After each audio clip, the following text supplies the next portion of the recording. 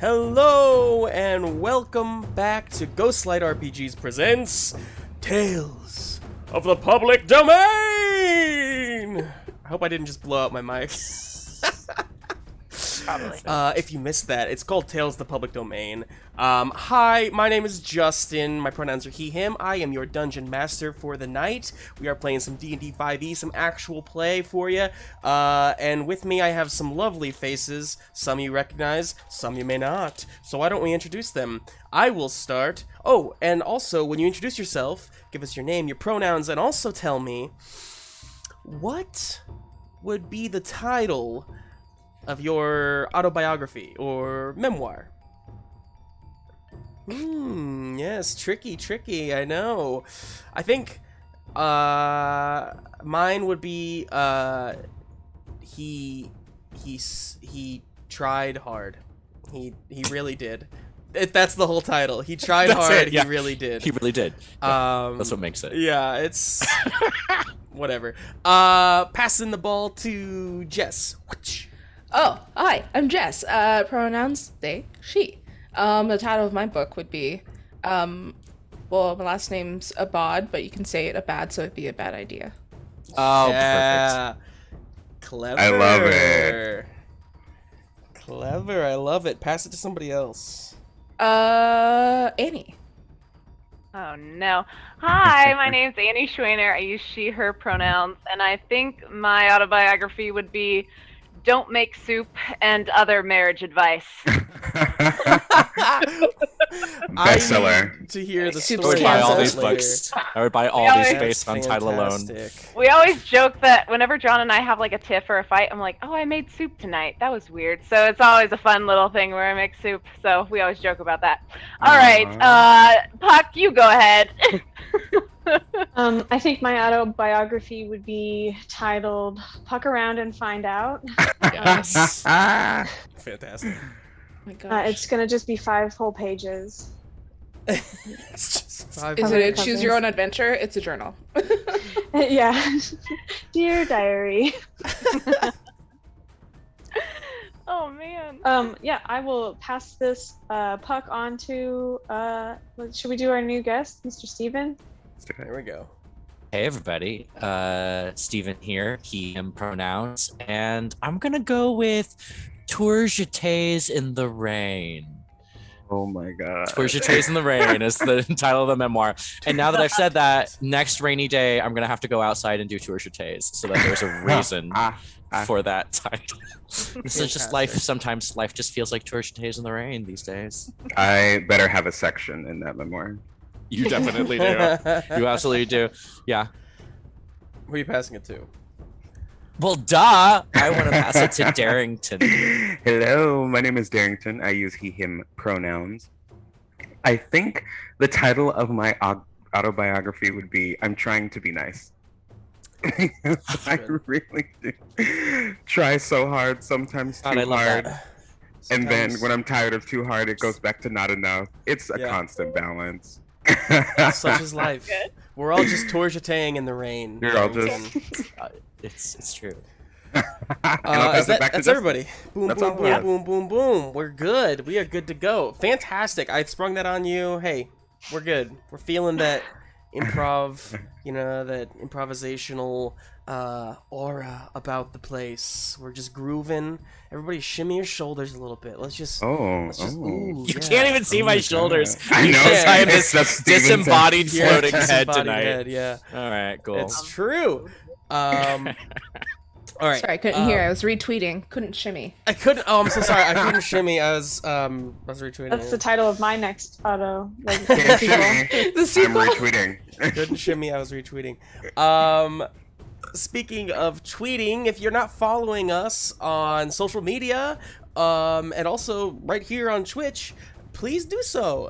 You don't want to miss the next installment of this wacky adventure. You also don't want to miss some of the very fun and exciting stuff we have coming up. I think nearly all of these people are already gonna be in something else coming up. I think we've already kind of planned out nearly all of you, and if not nearly, definitely, eventually, all of you. None of that made sense. But yeah, so make sure you follow, subscribe, smash that subscribe button. I told you, guys, I'm hyped up tonight. I'm hyped. It's good. It's good. Keep it. Yeah. Here at Tales of the Public Domain, we have a strict PG-13, and by strict I mean loose PG-13, content rating here, full of graphic language, likely violence as well. We do utilize safety tools such as lines and veils and color cards, just to make sure that we all remain comfortable and respectful of each other's boundaries. Highly recommend that you do so at home in your own games as well. It changes everything, and it makes everybody just be able to open up and be more comfortable. They're fantastic. Breathe. Okay. You know how like people can do channel points and stuff? Actually, no, we have the one that says breathe. Never mind. It says breathe, yeah. I should just do it more. Speaking of channel points, if you are watching and you're like, hey, how can I spend those channel points? How can I spend those channel points, Well, Justin? I'm glad you asked, Steven. You can gift an inspiration point to a player when they do something that really inspires you. So, yeah, you can do that. Okay, I think that's all the rambling I need to do. I think we're pretty much set, so yeah, let's consider what has happened so far. And I'm going to keep this pretty light and breezy here. These guys, these characters whom we know and, whom we love, but are getting to know, these fresh takes on familiar faces, as I like to say. We've had a chance to get to know each of them and really kind of establish who they are. Of course, there was some wild shit happening at the end of the last session where some real mind-bending stuff kind of opened up for each of you, which is fun. But to start off this session, and I just realized I never sent Steven one thing, so I'm gonna do that right now. Boop. I need all the things. Copy that. Let's go over here. Anticlimactic. Boop, boop.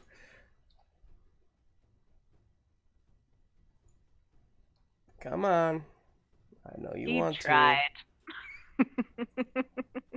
Really did. Well, this is... Hang on a second. I want you all to consider what your memoir title might be. Apparently this may be too long of a message. Let's just cut it in half and see if that works. This brief break is brought to you by this awkward pause. Okay, that's not gonna work. So Steven, here's what's gonna happen, Steven. I'm going to I'm gonna send this to you in Discord. Oh, okay. Great. Which is great, because I can do that on my phone while I'm also doing the computer, and it'll be so fun. There we go. Yeah, it works out. It works out. Okay. While I'm getting that set up, let me just find you on Discord. This is going so well. Alright. Boom. Perfect. I apologize for the formatting. It really just took... my formatting took a shat on itself. So, took a shat, by the way. It's not took a shit. It's took a shat. We heard you. We heard what you said. Yeah, I know you did. Past tense. Steven, I'll hit send on that in just a second here. Okay, okay. So, all right, ignore everything you saw in the last minute and a half, because now we begin with some music.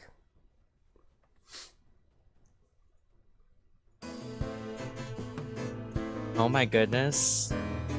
I think that might be my little theme song ditty. Ooh. It's very good. We begin this chapter of our story in a lively and energetic place called Tinseltail Town. Once a community of all sorts of fairy tale creatures, the town has grown.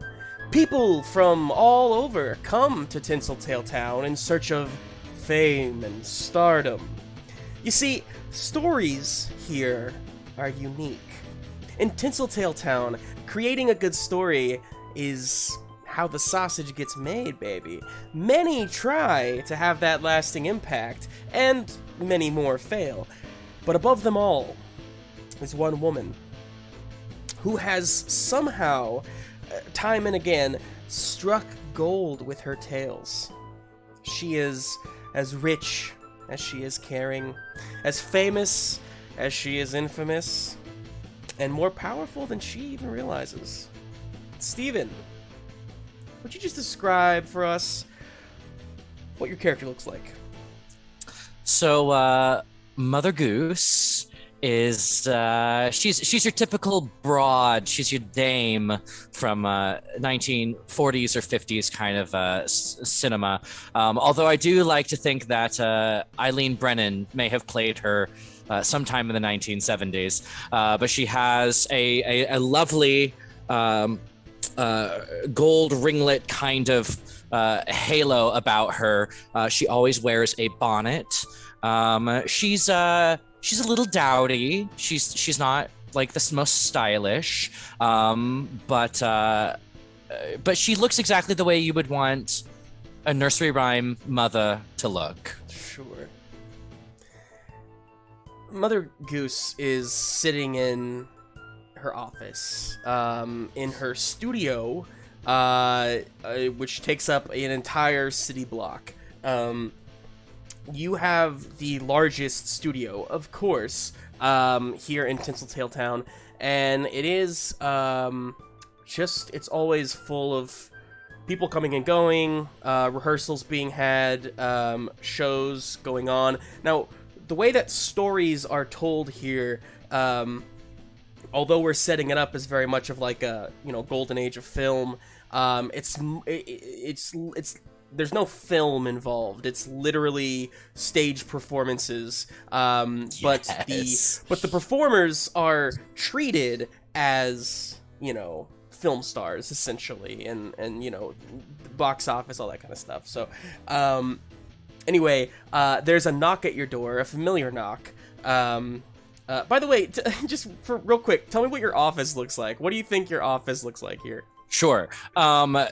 So it would be packed with file cabinets because she keeps meticulous files on all of her nursery rhyme characters, all of their contracts here at Golden Egg Productions, Golden Egg Studios. There's a good amount of growing things. There's definitely a ficus tree in the corner, probably next to the floor to ceiling mini blinds that Mother Goose always keeps open whenever she is in office. Beautiful. The knock on your door is very light, just kind of like a... But you recognize it as the very familiar knock of your begrudgingly new assistant. He's not great at his job, but it's really more of a favor that you're doing for your friend, who hooks you up every now and then with some fun stuff. And the knock. Miss Goose, hello. Are you in there? Can I come in? Oh, it's me, Pinocchio, and I just had some files you need to look over, ma'am. Oh, Pinocchio, it's so good to see you today. Yes, that's just fine. If you'll leave them in the inbox, I'll get to that tray momentarily. I'm currently finishing my morning tea. As part of my, I did not mean to interrupt you. I am very sorry. As part of my job description, it does state that I need to read to you out loud all of your inboxes. not your inboxes. I mean, your files that are in your inbox. Pinocchio, I'm gonna stop you right there. Yeah? I understand completely. Just make this brief. Okay, so I can come in? He's talking to you through the door Yes. this whole time. Yes, you may open the door and show Okay. yourself in, Pinocchio. You see he opens the door, super scrawny, wooden boy, probably teenage, like late teens. You can see he's got some like tree acne kind of coming up on his face. He walks in awkwardly, kind of shuts the door gently, and he says, okay, ma'am. Here's your daily news. Pinocchio, please have a seat. You're making me nervous. Oh, thank you. Okay. He sits down and he opens the newspaper, and he says, Tinseltail Town Daily News. Mother Goose cooked? Uh-oh. Ma'am, I think this might be about you. It says more on page 6. Do you want me to read more?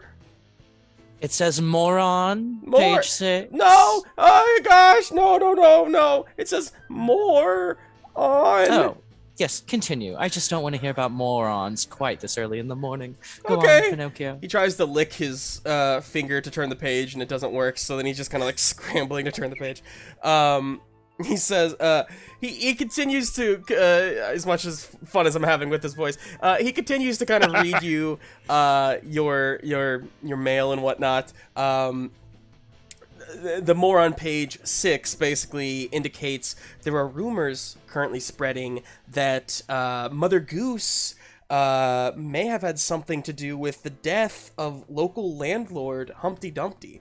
And there is very, very loose evidence. They're definitely grasping at straws here, but you know that the only reason this is a headline on the front page is because the newspaper is owned by Old King Cole. And so, you know that Bless this his is... merry old soul. He's trying to cover up all of his dirt using my name again. What's that, ma'am? Moron was correct, Pinocchio. It is moron. Oh, page okay. 6. Moving on to box office numbers. Oh, this will be Let's fun. see. Little Boy Blue is #1 again this week. The surprise. soundtrack is sold out in stores, but apparently we're already making more, so we're all good there. Here's a critic review for Peter Pumpkin Eater will make you rethink the way you watch Tales. A harrowing, gripping journey that only Golden Egg Studios can pull off. That one seems pretty good, ma'am. That's a good one. That's a good one, Pinocchio. Oh, and lastly, ma'am, the 10-year anniversary of Jack and Jill is coming up. Did you want to do anything special for the remount production? Yes. Well, let's just go ahead and do the whole 9 yards, shall we? So, golden carpet, step and repeat. We're going to need as many photographers as possible. Please get my stretch carriage for the evening, and let Geppetto know I'd enjoy for him to be my +1. Okay.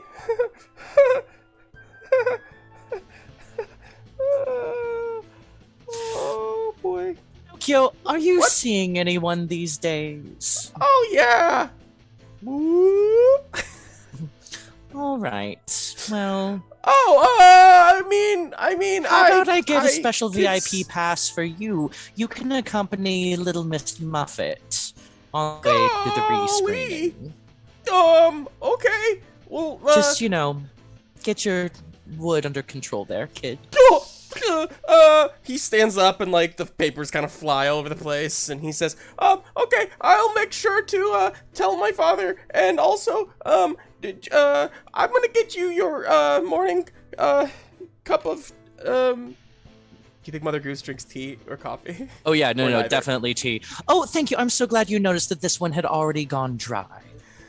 Yep, okay. Toodaloo! Why did I say that? And he walks through the door and closes it behind him. Bless that child. He could really use some pine oil. It's at that moment, you hear as glass crashes in your room. You turn around, you see through the window, something has been tossed. A small fire has started on your carpet and started to kind of catch your curtain on fire. Through the window, you can clearly see, like, they're not even trying to hide. You see two figures in pinstripe suits. You recognize Benny and Bobby. These are two of Old King Cole's kind of goons, two of his top people. They are both pigs.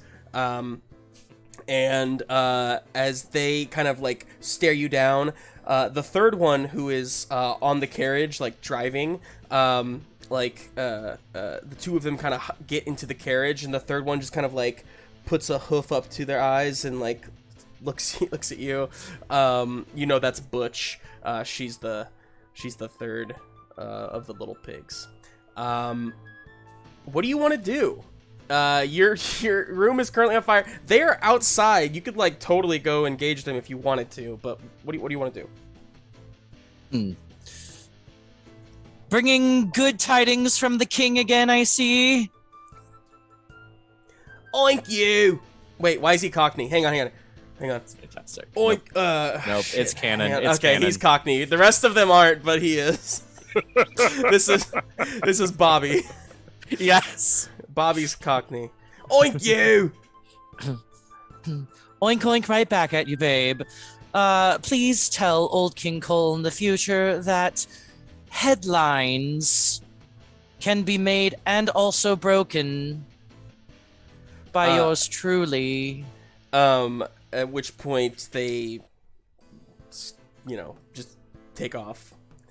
Your apartment's still on fire. Did you... Pinocchio, I'm going to need that tea post-haste. Bring an entire pot, dear. Oh, here we are, ma'am. Oh my gosh! And he, like, I take the drops pot from whole his. thing. I take the You pot take from the his pot. hands and I douse the fire with the pot of tea.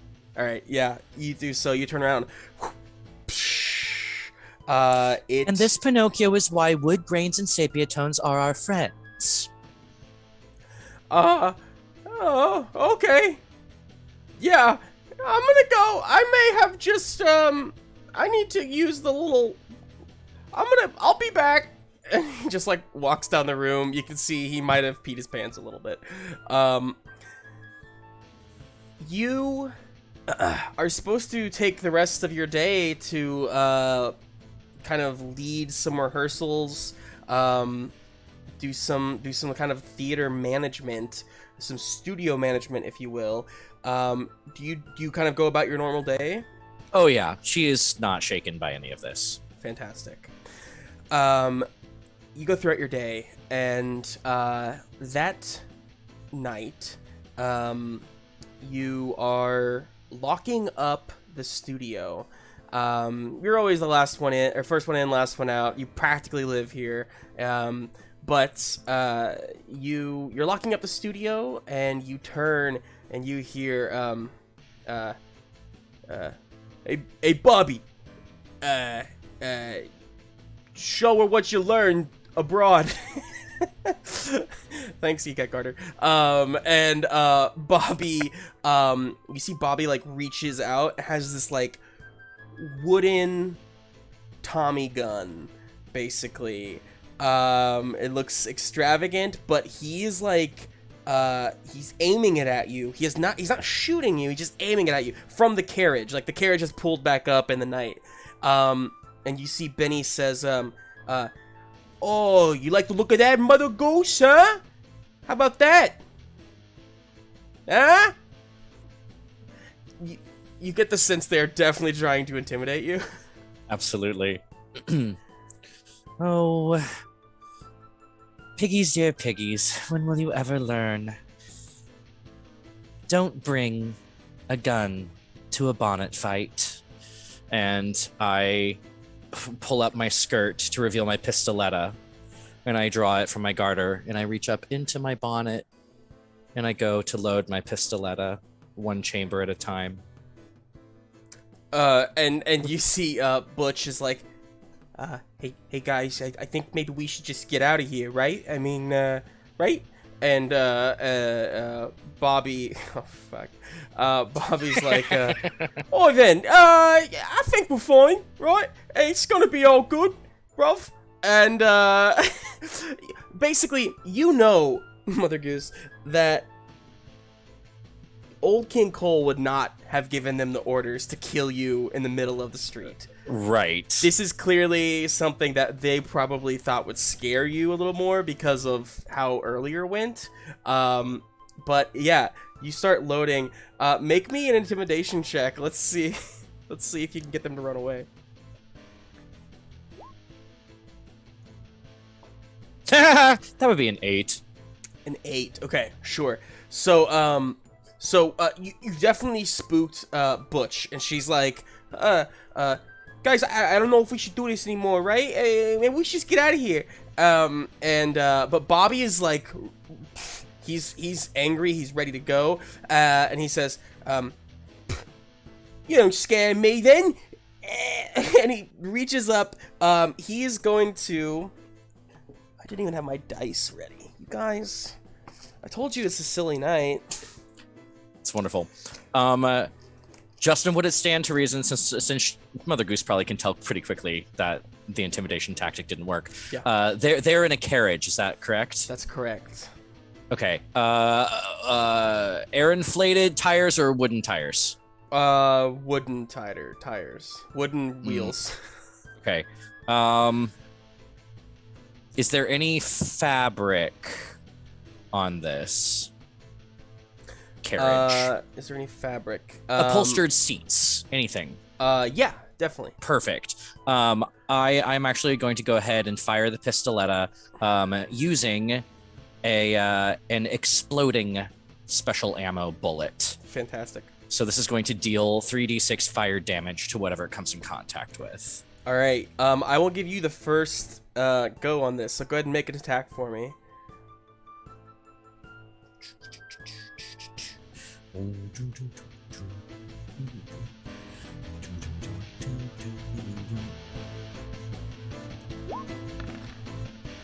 Just 13 hit. 13 does not hit. Although, I guess if you're aiming for, well, Yeah, no, I'm you're not- still aiming for them. I mean, you're just hoping not- it catches this up on fire. Exactly. Yeah. Right. I'm So- shooting up. I'm shooting up their vehicle. I'm not aiming for one of the pigs. Okay, in that case, a 13 will hit. Yes. Okay. Go ahead and what's the damage? 7, and then 3d6 fire damage. 14. Please tell me it's on fire. Holy crap. All right, you yeah, describe to me. So you kind of like almost like a badass like cowboy, you just kind of spin the thing, and then it just lands exactly where you know it you want it to, and just slow motion seeing it go across the street, and like Bobby, who's got the Tommy gun, it's not up here, it's not a sniper, I guess they're just like kind of at their waist. Yeah, but I can't see it down there. They go, "Whoa," and they're all three of them like slow motion, just, "Ah!" And it just like sticks into the carriage, at which point it and just so all three of them jump off of the carriage like in slow motion as it just combusts. They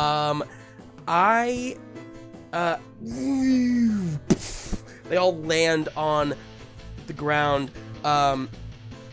One of them, we'll say it's gonna be Benny, kind of gets up and says, "All right, that's it, lady. You're done for now! And he's going to shoot back at you. 24 to hit, which is gonna give you... that is 11 points of piercing as he... it's a Tommy gun. It's got wooden bullets, but it's, you know, it's still a Tommy gun. Works. It still works. They're still gonna hurt. And he just kind of riddles the side, like the studio doors. You know, kind of gets that like little as he kind of moves it along. You kind of try to jump out of the way, and you get hit in the leg for that damage. Butch is gonna go next. Butch, 13. What's your armor class? Well, okay. I wanted to clarify this. I have a +2 AC bulletproof bodice. Yeah. Did that already get added to my armor? Yeah. Oh shoot. Okay. So Wait. No. Because this says No, okay. it Yay. wouldn't Okay. have. Perfect. Let me just take that up, and then we'll know that we've done I take that back. So, No, I'm sorry. It would have. Yes, it Okay. already did. Okay. Then no. Then 13 will hit. Okay. Yeah, we got to get you some better armor, basically, eventually. But okay, 13 is gonna hit for 7 points of piercing as she stands up and says, "Yeah, get him, Benny." She doesn't got a Tommy gun, and she actually makes that noise with her mouth when she shoots. What's up, chat? How's it going? And then we have, lastly, Bobby, who gets up. So all three of them took some pretty decent damage from that explosion. But, you know, it was just kind of like falling damage, if anything.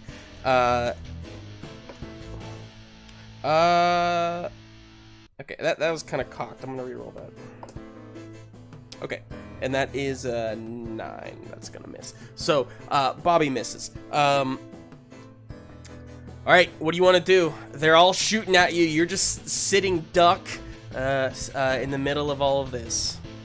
I mean, I want to go ahead and expend Killer Queen reaction here. Okay. And keep going with this special ammo of let's see, who was the first person to hit me? Was that Bobby or was that Benny? That was Bobby? That was Benny. Yep. That was Benny. Okay. So with Benny, I'm going to try to fire a poison bullet. Okay. And for into the record, him. Steven, in the future, make sure you do it right after you take the damage. Thank you. Yeah. Since this is a reaction. 13 to hit. 13 misses. Damn. And then someone else got me, right? Yeah, but you can only take one reaction per turn. But I missed it the first time. Yeah, well, that's what this was, right? This was your reaction against for the last round, basically. So now it's top of a new round. You get to take your action, basically. Take your turn. Okay, so firing my last special bullet. This one is armor piercing. Okay. That's a 20, but it does reduce their armor by 1 when it penetrates. 20 hits, yeah. So Great. This was, so it's which only one were you hitting? I think this is back to Bobby. Okay. Because Butch is not hitting me, right? It's just Benny and Bobby at this point. Sorry. So Bobby missed you. They're all trying to hit you. Bobby's the only one who missed. Bobby's the cockney one. Got it. Okay, yeah. So this one's for Butch. Okay. And she. Yeah. So it's only 1 piercing, but it lowers Butch's AC for the rest of this combat. But now I am out of special ammo. Great. Cool. And yeah. Okay. Cool. Let's see. All right. So we're gonna go finish this round real quick. Let's see what they can do to you. So this is Benny, who gets a 17. Yeah, that Keep hits. shooting, and that's 9 points of damage. Okay. And then Butch will do the same. Seeing that they're kind of gaining ground on you, that's a 14, which is also going to hit. And that's 6 points damage. And finally, Bobby, who you see reaches into their pouch, or like their kind of, I don't know, bag. They have just lit another Molotov cocktail like they threw earlier, and throw it at you. I need you to make a dexterity saving throw for me. You need to beat a 14. 15. 15. You jump out of the way, splashes against the building behind you. You see, you have like great large kind of posters, you know, very Hollywood, of like, this one says like Little Boy Blue, you know, and starts to catch on fire as the fire kind of goes higher up the side of the building. It missed you, however, but you are lying there, Mother Goose, in the street on the cobblestone, and you see above you just the flames kind of like roaring over the side of your building. You see the 3 pigs who are gaining ground. This was not part of the, you know, the game, if you will. Like, they were never, sorry, eyelash. They were never meant to actually like attack you, you know, in the middle of the street, and yet it's happening. Honestly, like, another round or two and it's not gonna look so good.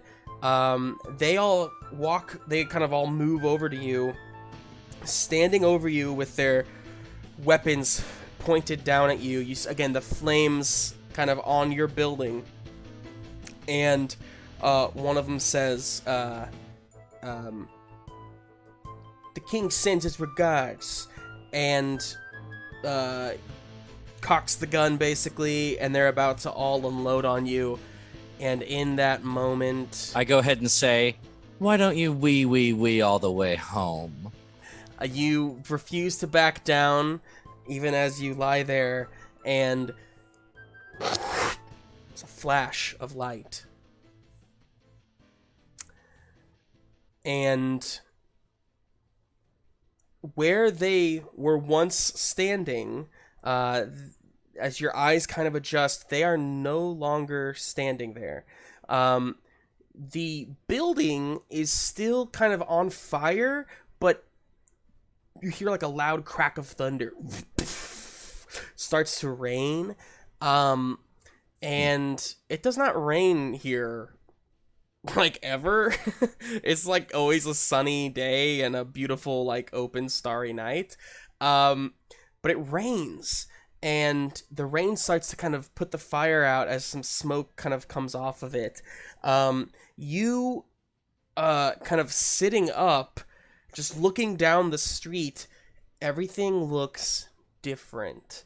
Where once there were just these like low, like large kind of you know, studios and whatnot, like the whole town is basically like one big studio lot.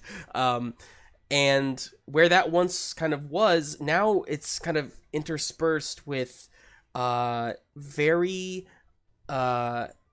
just old trying to just figure out how to describe this, you know, arched roofs, and stone, and maybe like some metal kind of like buildings basically. The entire sky has just turned like cloudy and dark as rain pours down. It's dour, it's dreary. We'll see if you go with me on this. I look around and I say, wow, the effects department's getting good. and then I just want to swoon. I mean, this is unreal. This is nightmarish. And I think Mother Goose would just completely pass out in the rain, in the street. Fall backward.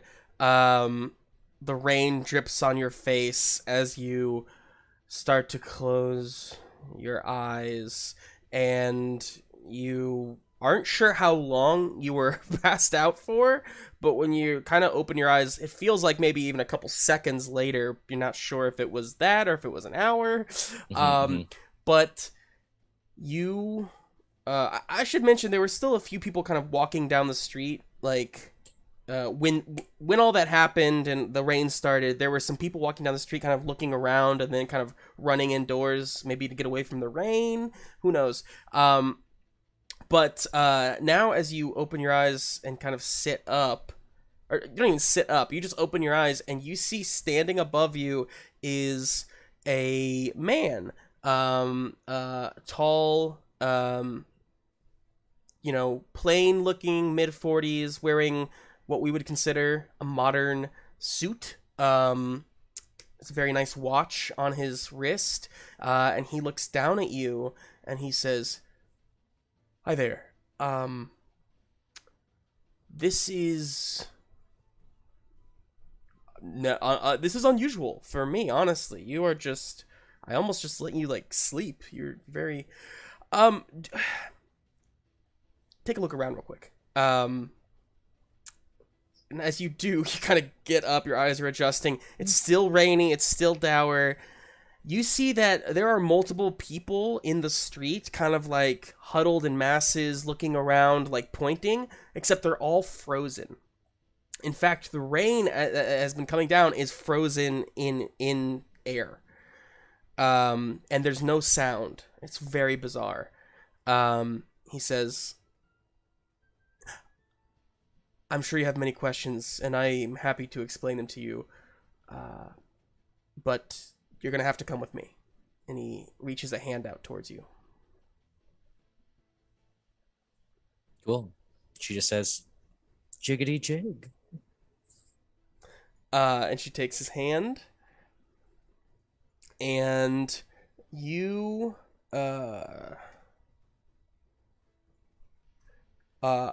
flash away, and I am sending you a little thing on Discord.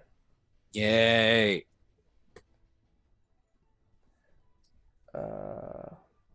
Okay.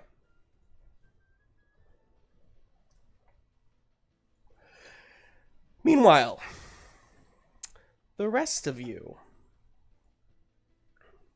1 second here. Switch the music.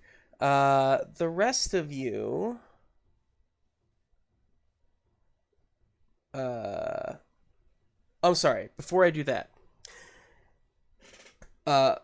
Stephen, before you read that, you flash away, and a moment later, we, as an audience, see you flash back right where you were. The rain starts raining again.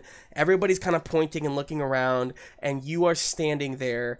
And to your right stands a man in a like a nice plaid coat and a deer stalker hat, rain drenched. He turns to you, cocks an eyebrow, and says, "The game is afoot." And it's then that we will cut over to the rest of you. Now, as you all open your eyes, let's see, let's get this going.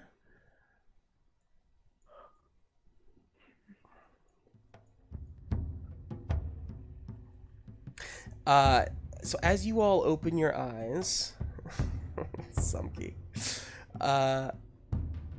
you've just had that familiar flash of light. All around you are buildings, just this dense city. The buildings are vastly different in design, in their architecture. Some are made of like thatch, like straw, hay, brick, but they're all kind of like, some of them have like posters of like characters on them. Others right next to them are like deeply angular and made of stone, and just look they just look sad. You all, the colorful paints mixed with like the, higher, taller, kind of dour buildings. And you realize the buildings aren't the only thing that's in contrast. You also see people walking around the streets, running amok, just kind of a little bit of a hubbub of chaos. And the rain that comes down, like nonstop, heavy, again, just sad drops of rain. You see one person kind of running away from the rain with like a newspaper over their head. You're pretty sure it's a full-sized bear running on their hind legs, wearing a pinstripe suit. You see running opposite away from them, you see a woman with like an elegant dress and a petticoat and a small umbrella, kind of hobbling on the cobblestone to find shelter. You see gnomes, humans with handlebar mustaches, just a crazy mix of people here.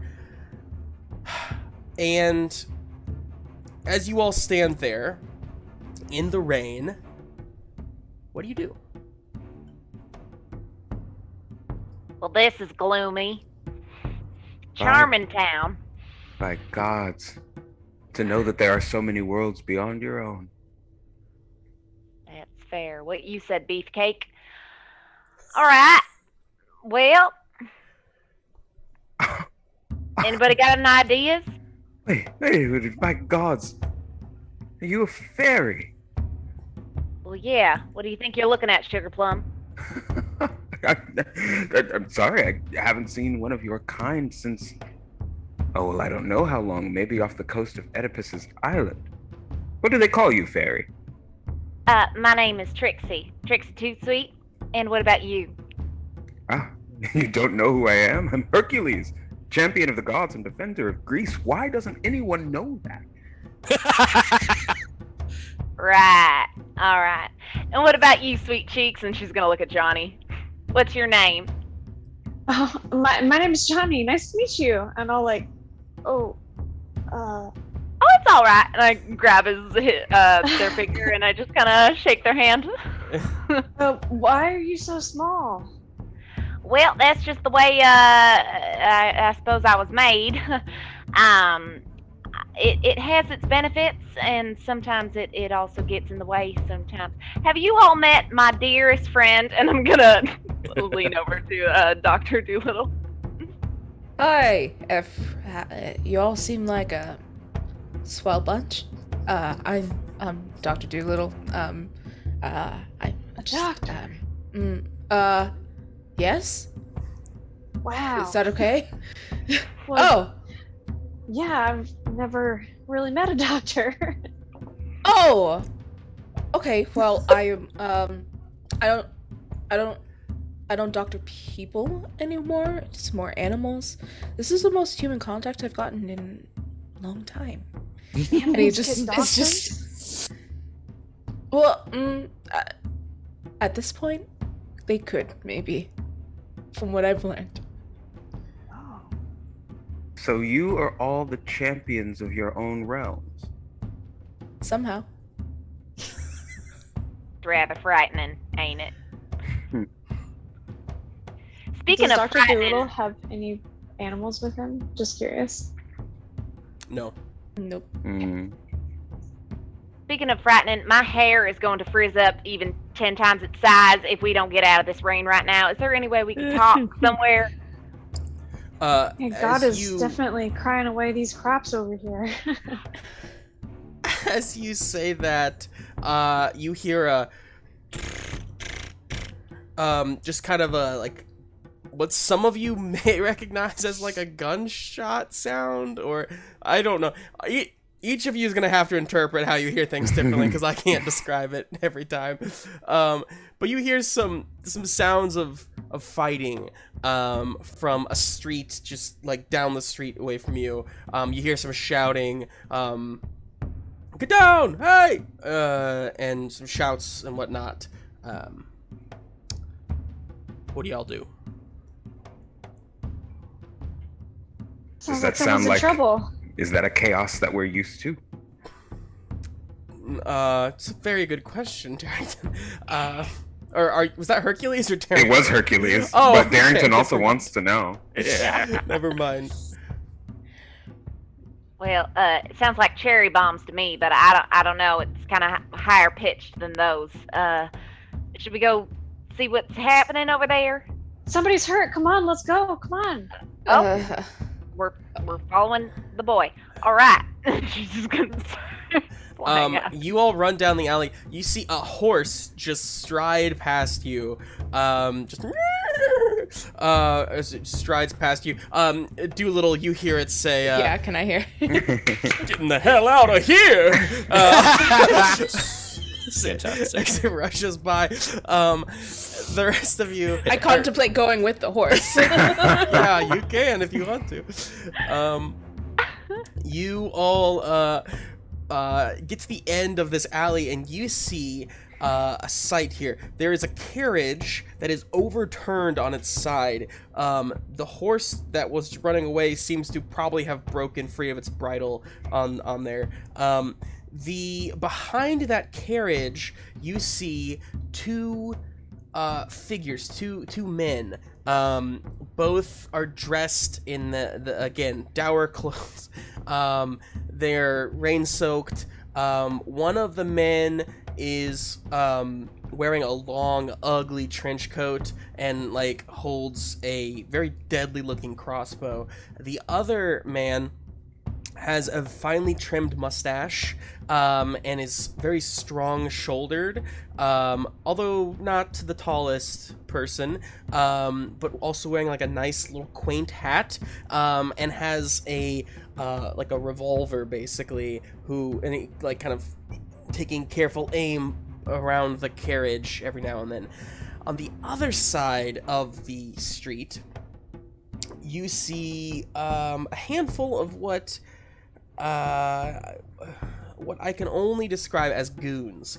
You see some goons wearing pinstripes, fedoras, a colorful array of. You see a gnome, you see a bear, you see a few humans of different shapes and sizes, and they all are toting Tommy guns, wooden Tommy guns, as they shoot at the carriage. One of them shouts, don't know who you are, but you came picking on the wrong turf, friends. And then one of the two men, actually, the one in the with the finely trimmed mustache, shouts back, "We mean you no harm. We're simply here to, well, to be quite frank, I don't know why we're here, or where we even are.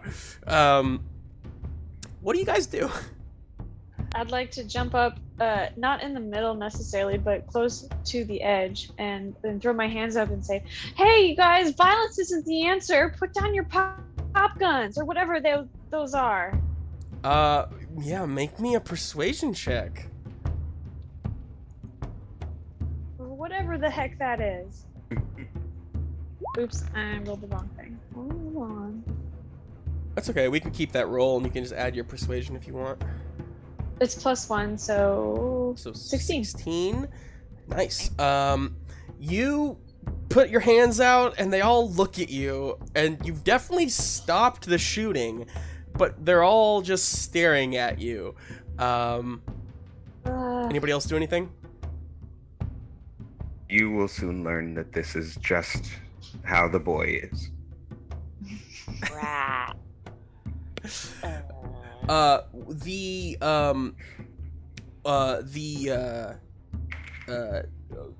The older gentleman with kind of like the scruffy beard that's not well trimmed, and the crossbow looks over to you. "Now who are you? I don't recognize you." Hi, my name's Johnny. Johnny, are they from our world? What's happening here? There's just confusion all around. And now I'm confused. All right, now just everybody remain calm. Okay, let's just think happy little thoughts and put down the contraptions that make loud noises and seem to be very aggressive. If we just put those down for a minute, I think we can all talk and have a nice time. All right, listen to the kid. I think upon seeing you, one of the we'll say the bear in the pinstripes says, "Holy sh! Is that a fairy? Is that a pixie? What? I'm gonna go catch it!" Rushes out from behind their cover and just tries to like clasp their hands around you. I'll throw myself in the way of that. Yeah, can I block him with my shovel? Absolutely. Ooh, yeah, shovel. Yeah, Dolittle, you step up. Right in the face. You step up and you smack a bear in the face. Now, here's what's interesting for you, Dolittle. No. You're used to being able to talk to bears. Everybody else can also understand this bear, which is new for you. But you smack them in the face. Go ahead and make me a shovel attack, please. I will. 21. 21. You 3 damage, looks like. The bear just kind of stumbles back onto the carriage, at which point you see the rest of the goons kind of turn to each other, turn back to you, pick up their weapons, and I'm gonna have everybody roll me initiative.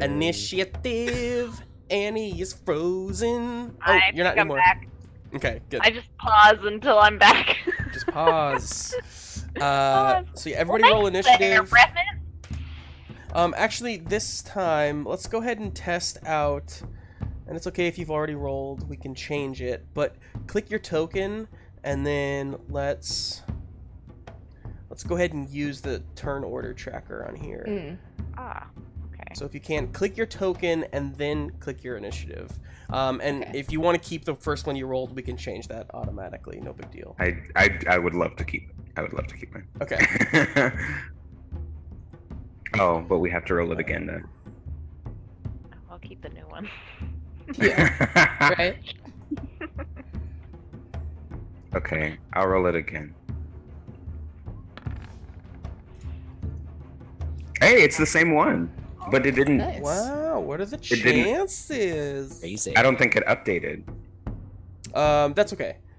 Oh, did you click your token first? I did, but I didn't have my roll 20 marker set to the arrow. It was on something else. That's my B. Okay, no worries. We'll just do this. Here, I'll Oh do this yeah, for you can change it. Here, I'll roll it one more time. No worries, I got you. Oh, sorry. Hee. You're good. Did it at least work? It works that time, yeah. Can we just Unless- pick our token on the battle map? Yeah, just click it to where the little blue squares are up. I know this is super engaging for everybody Love else it. who's watching. Sorry. Technology. It's our first time trying this on the Roll20. I'm hoping, for the record, I am hoping to, in the future, be able to use Roll20 on the stream like we've done in past, with past Ghostlight shows. I'm a one-man army on this one, so I don't have all of the space I need. I really need a fourth monitor in order to be able to do that. And I'm not quite there yet, so anyway, apologies for you all not being able to see. Honestly, there's not much to see. It's just rolls and stuff. But anyway, boom, boom, boom, and I need to get... Alright, so we've got an 18 for Hercules, a 15 for Trixie, 14 for Dr. Dolittle. Johnny, what'd you get? Well, I got a 16, and I swear I'm trying to figure out how to do it on the token. Don't worry, I got you. I got you put on, no worries. Okay, So 16. 16. Okay, got it. And then me just go ahead and roll for these y'alls. These y'alls. Please, y'all. Ooh. Nice. Okay. Is that everybody? We got everybody? Yeah. Boom, boom, boom, boom. Good. Okay. And let's put that in descending order. And we're almost done here, I promise. Okay. So, with a natural 20, these mystery men are going to go first here.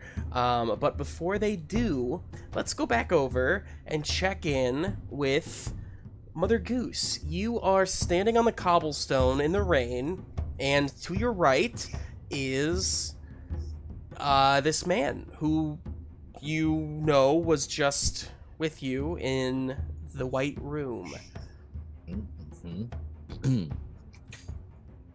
Well, so the gentleman with the watch is gone, but who are you? Yes, it seems that way. The name's Holmes. Sherlock Holmes. And who are you? I'm Mother Goose. You're not from around here, are you, Holmes? I'm getting the sense that we are not from the same place. That's correct. Now, I guess I might not be from around here now, am I? Where are we, Holmes? We're in a collided world? I know just as much as you do, ma'am. Tinseltail Town? I am going to assume that it is some amalgamation of where I come from. It's an adaptation of sorts. Sure. Now, I don't mean to cut you off, but I did leave some chaps of mine in a rather hairy situation, and I do need to find them post-haste. Do you know your way around here at all? Well, I used to. Same. Well, I'll just stick with you then. As you say that, you both see a large shadow move across the rooftops above you. Whereas Tinseltail Town once was like, large studio lot, now it's more like crammed buildings, some of which have that colorful studio color to it, but they're all kind of crammed together, so there's a lot of rooftops, a lot of jumping from roof to roof here, and this large mass, crosses over you, Shadow, and at which point Holmes looks up. Well, I've just found what I'm looking for. Do you care to come with me? I think I must.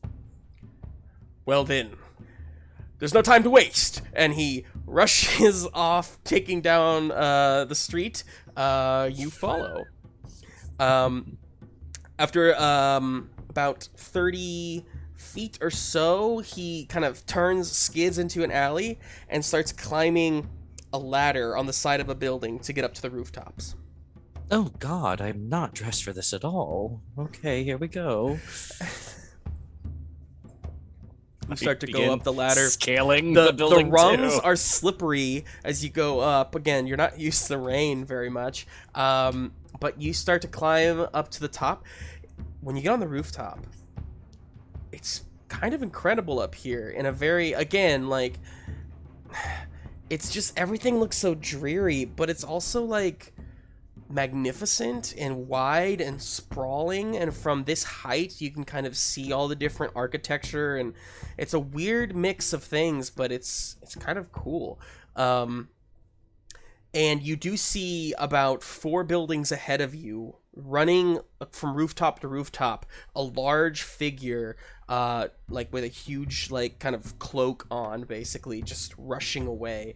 And you see Holmes kind of helps you up the last rung, and says, do keep up. And then he starts rushing and leaping from rooftop to rooftop. We're gonna go back. So these 2 mystery men are both going to try attacks on... Oh no, I got a 3 and a 4. They both as you all in the way, they're trying to shoot, but it's not really looking like it's going well. They miss completely. Hercules, what do you want to do?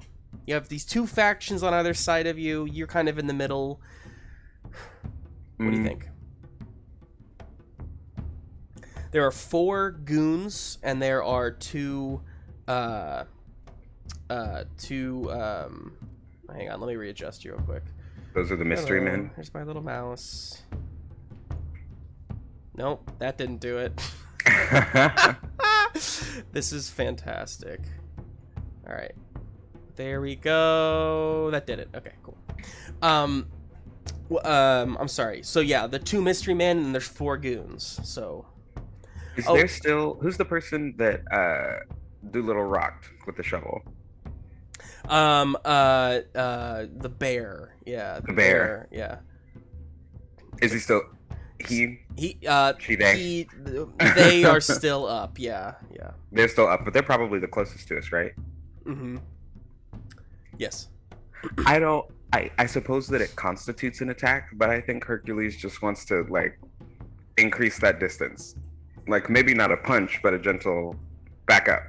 I don't know where our enemies are right at this moment, but that thing is too close. Right. Go ahead. Yeah. Make me an attack. Like unarmed. Yeah, this will just be an unarmed attack to kind of shove. 13? 13 on the bear. It just hits. Yes. Woo! And it's just it doesn't even have to do all of that damage. It's just more of a distance thing. It's like, all right, you need to go back there. Easily enough, you just kind of push this bear, just kind of, and they kind of get pushed back towards the carriage. Whoa! Hey chat, what's up? Welcome in. And yeah, anything else for you, Hercules? Just he'll say to this bear thing, the fate of your world and mine rests in the balance, and this is not a time to collect fairies. Ooh, I like that. That's really good. Boy. Thanks, Beefcake. Make me a persuasion, with disadvantage, but, go ahead and make it anyway.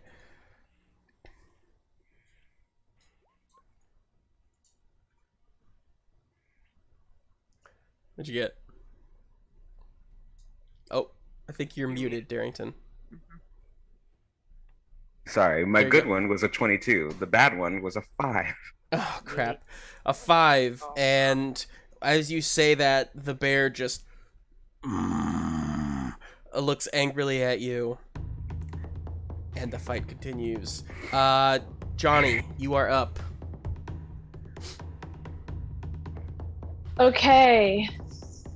Brandishing my trusty walking stick. I'm a little confused. I said, please don't fight. And now we're fighting. But it seems like there are people hurting my friends, and I don't really love that. So there are how many goons? There are 4 goons. And one is fighting Hercules? Yeah. One is, engaged with Hercules, yeah. And then where are the other 3? The other 3 are behind their cover, about to they're taking aim. They go after you, actually, yeah. Oh, they're taking aim at me? I'm sorry, no, their turn goes after you. They're just taking aim to try and shoot basically all of you. They don't, if you're not one of them, you're an enemy at the moment, so. Got you. Well, Mr. Hercules looks like he can maybe handle himself against Bear, because I saw him literally kill a Minotaur by himself with no help whatsoever. Right. So I'll quickly dash around and try and get behind the cover with the guys that are taking aim. Okay. And I'll just be like, whoa, hey, we don't gotta fight. I don't know why we're fighting. Please don't make me hurt you. And just kind of like leave it at that. Okay, yeah. Since you, boy, I wish there was something other than persuasion here. Earnest. Make me an earnest check. Yeah. Make me. What's your overall charisma? It's bad. Okay. All right, we'll call it a persuasion check then. My overall charisma is a 13. Okay. Yeah. All right. With you have a +1, charisma. So this comes across as somewhat of a friendly request, but if you want to actively take your turn on this, I'll allow you to roll persuasion and see how it goes. You know what it is? I will. I don't know if this is bonus action. Let me read real quick. I will eat one of my magic seeds to give me resistance to non-bludgeoning and slashing and piercing damage. So I'm trying to just basically draw their ire. I imagine that despite how persuasive it might seem to you and us, it's also a little naive. Yep. So it's like, this kid or something. So I'm just going to eat a seed as I run around that car and tell them, stop fighting. Everything's going to be okay. I promise. Love it. So you kind of boost your resistance there, and the goons are going to go next. So you have one looking right at you, Johnny. Confused as heck. They're just going to kind of try to shove you away because they're not really sure what to do with you. So this will be an unarmed attack. But if you can I get it? It's definitely going to hit. It's like a 20, I don't know, something. But because it's just an unarmed attack, he's basically just kind of pushing you. And so it would do 2 damage, but you take half of that, so you just take 1 point of damage from that. As you kind of get pushed back, and he says, "Out of the way!" And then another one of we'll say the gnome, has a large Tommy gun that's larger than him. He is going to try and shoot at Dolittle. Has swung the shovel, so yeah. That's a 13 to hit. That hits. That hits. Oh, no. Pain. It was Rough. about time I got shot. Pain. That is 8 points of piercing. Oh. And he goes, "That's right, this is my town." I don't know. And then let's see, the bear is gonna go for Hercules here. That is an 18 to hit. Barely hits. Boy. Some key is infecting you all. Alright, and he has kind of a big club. Not unlike yours, but a little more like a baseball bat. That is 7 points of bludgeoning damage to you, Hercules, as he says, "You think I'm stupid or something?" And he swings at you across the way. And then finally, the human is shooting at Trixie. It's a 17. I did not hit. Yeah, can't get a beat on you. And with that, it is your turn, Trixie. All right. So, who shot at the doctor again? Was that Bobby? Oh boy. I don't know him, but No, I don't know. They don't have names. okay, whoever that was. I'm gonna say, hey, he is a certified physician, and I am not gonna take any flack from somebody who hasn't flossed in over 2 years, okay? And I'm gonna come and try to slash him across the face. Okay, yeah, this is the gnome, by the way, so the smallest. All right. Oh, yeah. Let's More than 2 years. Definitely. You say 24? Yeah. 24 hits, yeah, for sure. All right, with 11 points slashing damage. Okay, 11 points. 11 points on the gnome.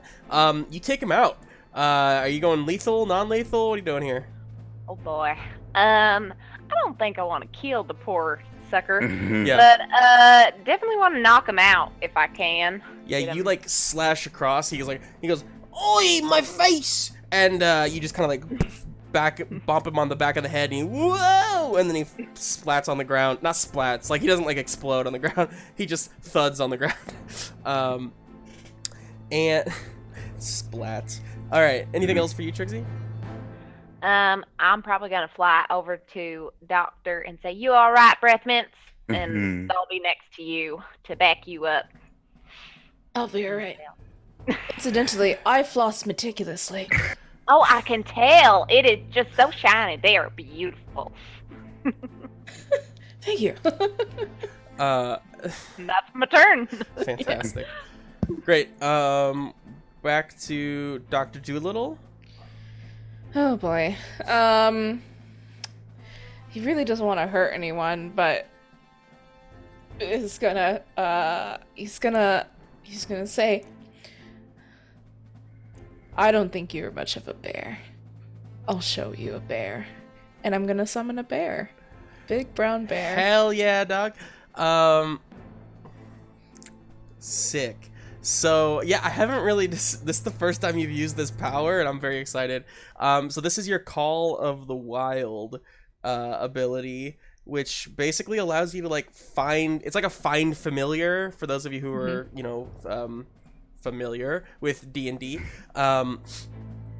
But yeah, you befriend an animal, conjure them into existence, and basically they will become your companion for the next hour or until you dismiss them.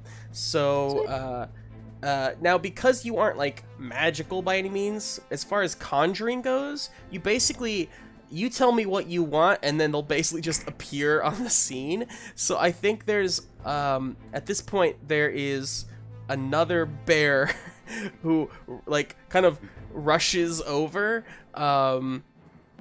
They are like a full bear though, like they're like on all fours, and they say, "I heard the call." Oh hey. Keep these guys away from me. Gladly. You've messed with the wrong doctor, friends. Amazing. So they'll go on your turn, but they have their own turn, basically. So if you want to pull up the stat sheet for a bear, you basically now control a bear on your turn. What does your bear do? Let's see. I want the bear to show humanoid bear. Yeah. Its teeth. It's gonna bite him. All right. So let's see. It's +5 to hit, so I'm just gonna roll. Oop! Come on, roll 20. Come on, roll 20.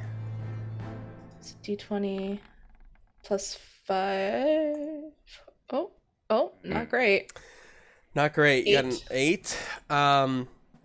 The bear rushes forward, and the other bear is just like, confused. "Oh, what the hell?" It just kind of like puts the bat out in front of him as the bear like and just kind of bites down on the bat, and he's like, "This is giving me all kinds of mental issues. I'm gonna have to see my therapist about."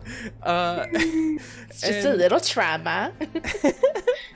Anything else on Doolittle's turn?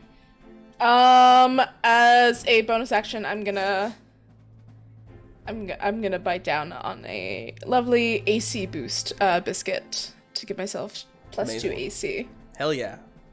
Add that on. Cool. We go back to the top here where we find Mother Goose.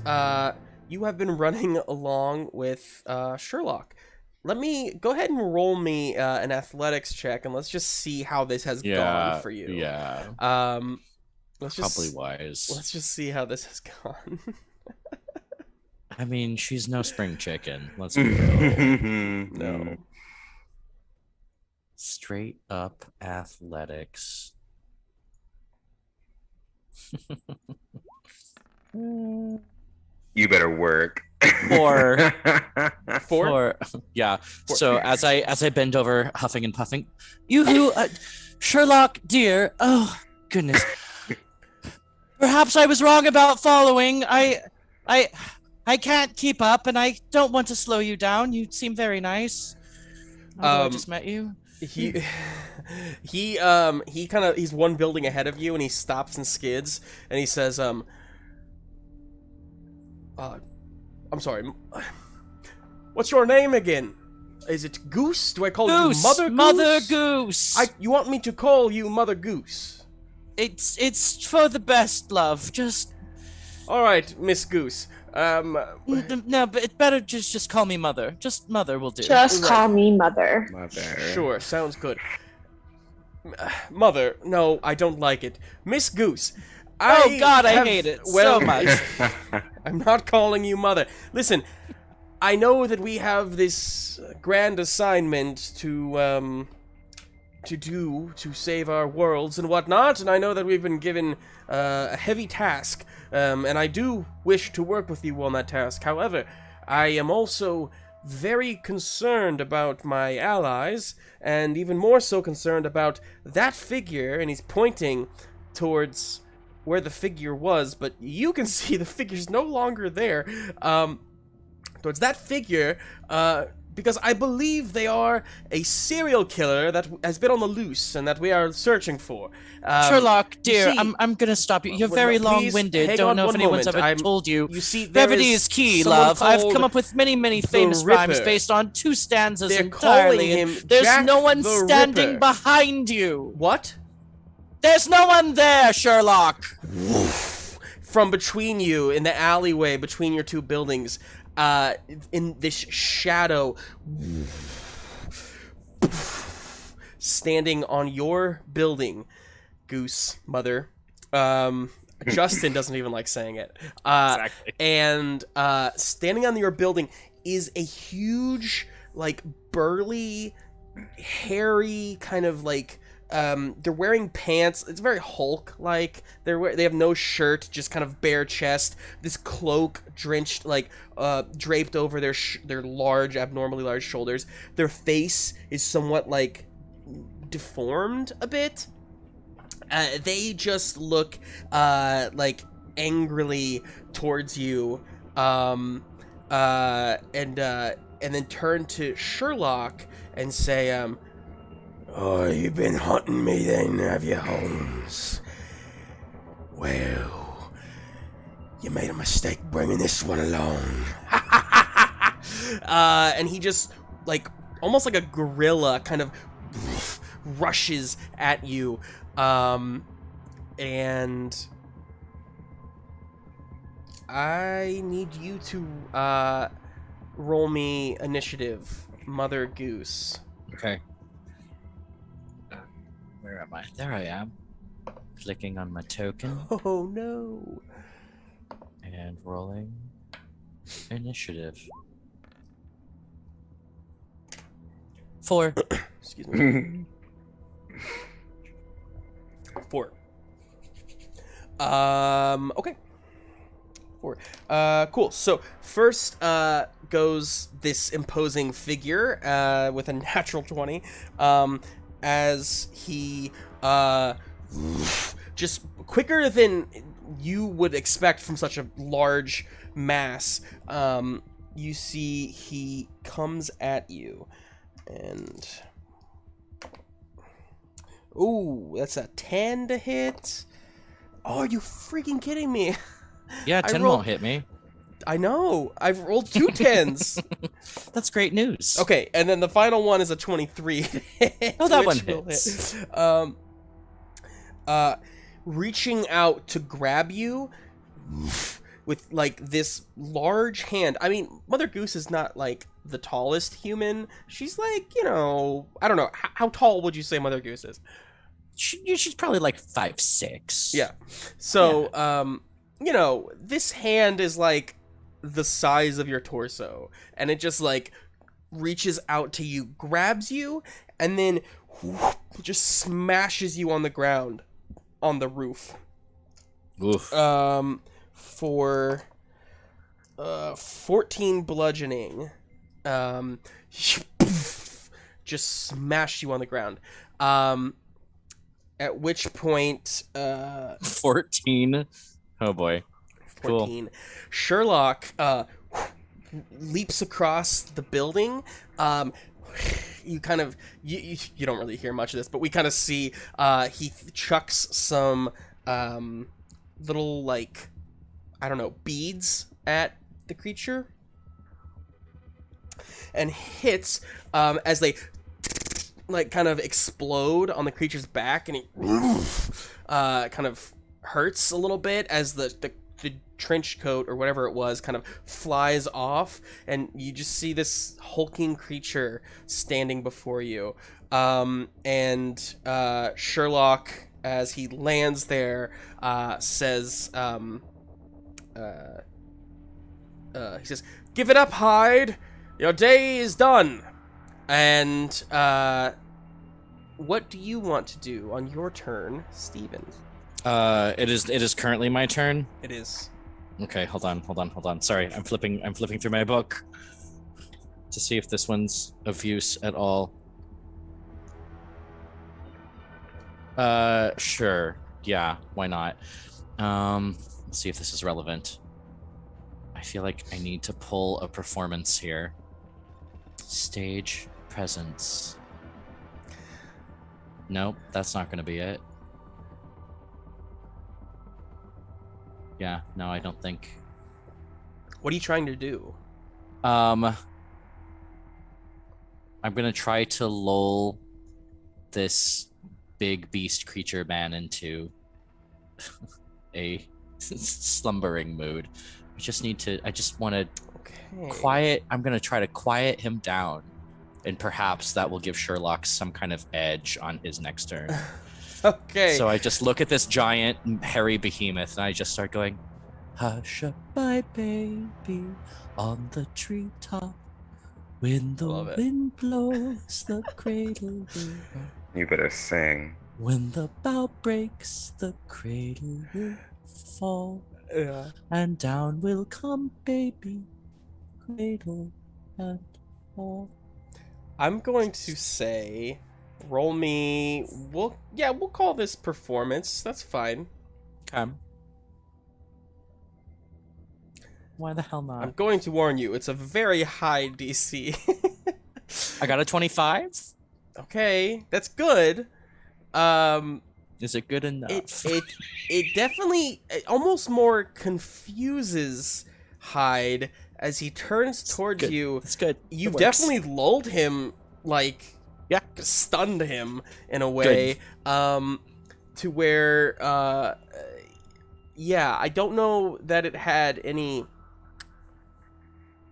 I will say he's got disadvantage on his next attack against you, specifically because he's not sure what to do with bewildered him. You almost wonder if he, you heard Holmes mention he's a serial killer, or at least they suspect he is. You almost wonder if, like, he's almost in, like sort of admiring you in, like, a very serial killer way, but almost like, maybe I should keep this one instead of killing her. And with that horrifying premise, let's go back to the other fight, where we find these two mystery men are shooting out. Let's see what they got.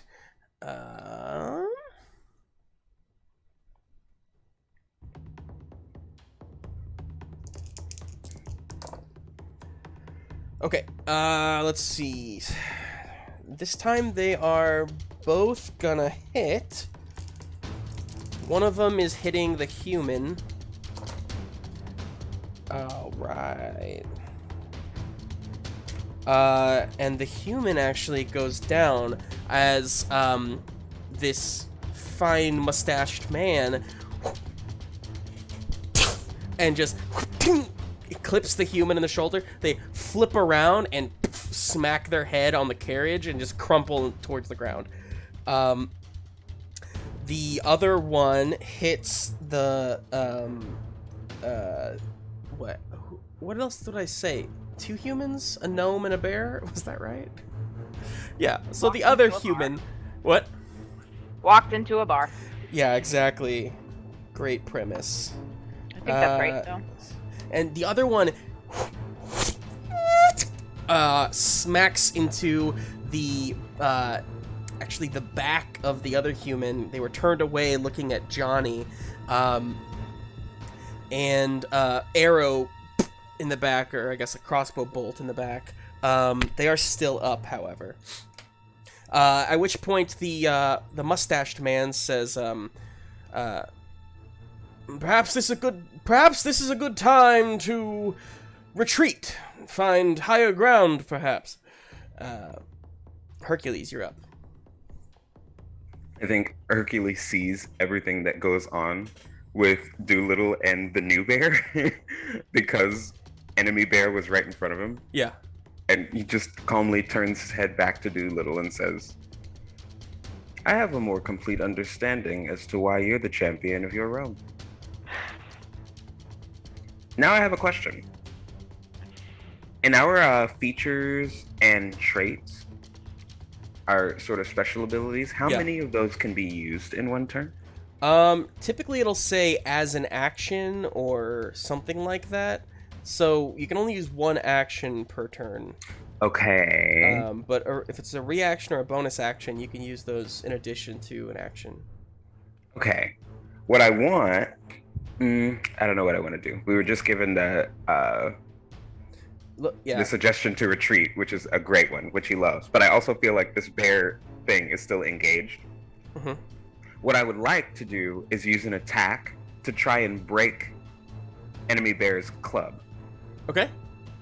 And should that be successful, my immense strength allows me the ability to get advantage on attacks against objects. Would that count? Absolutely. Yeah. Cool. Yeah. The next hope is that... For the record, your immense strength, those are all passive abilities. They just always will be for you. It's not like an action to take. So yeah. But yes, those are all just passive things. If that attack is successful, can I then use fight or flight to attack again? Yeah, absolutely. Hey, okay, let's try and break this club. With my club. You have advantage on this. Oh, but the advantage was not worth it. It was a 12. But that's still enough to destroy his club.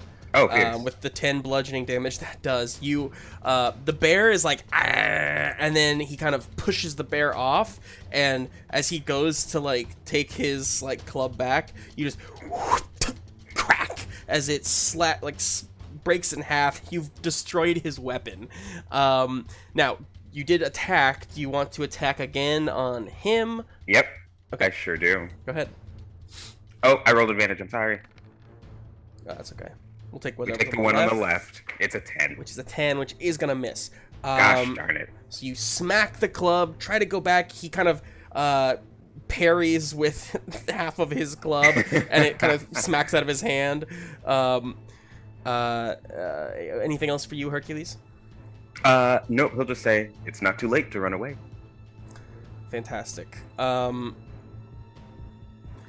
Johnny. So I have these guys in front of me, 3 of them. You have the bear, who's not looking great. You have the human in front of you, and that's it.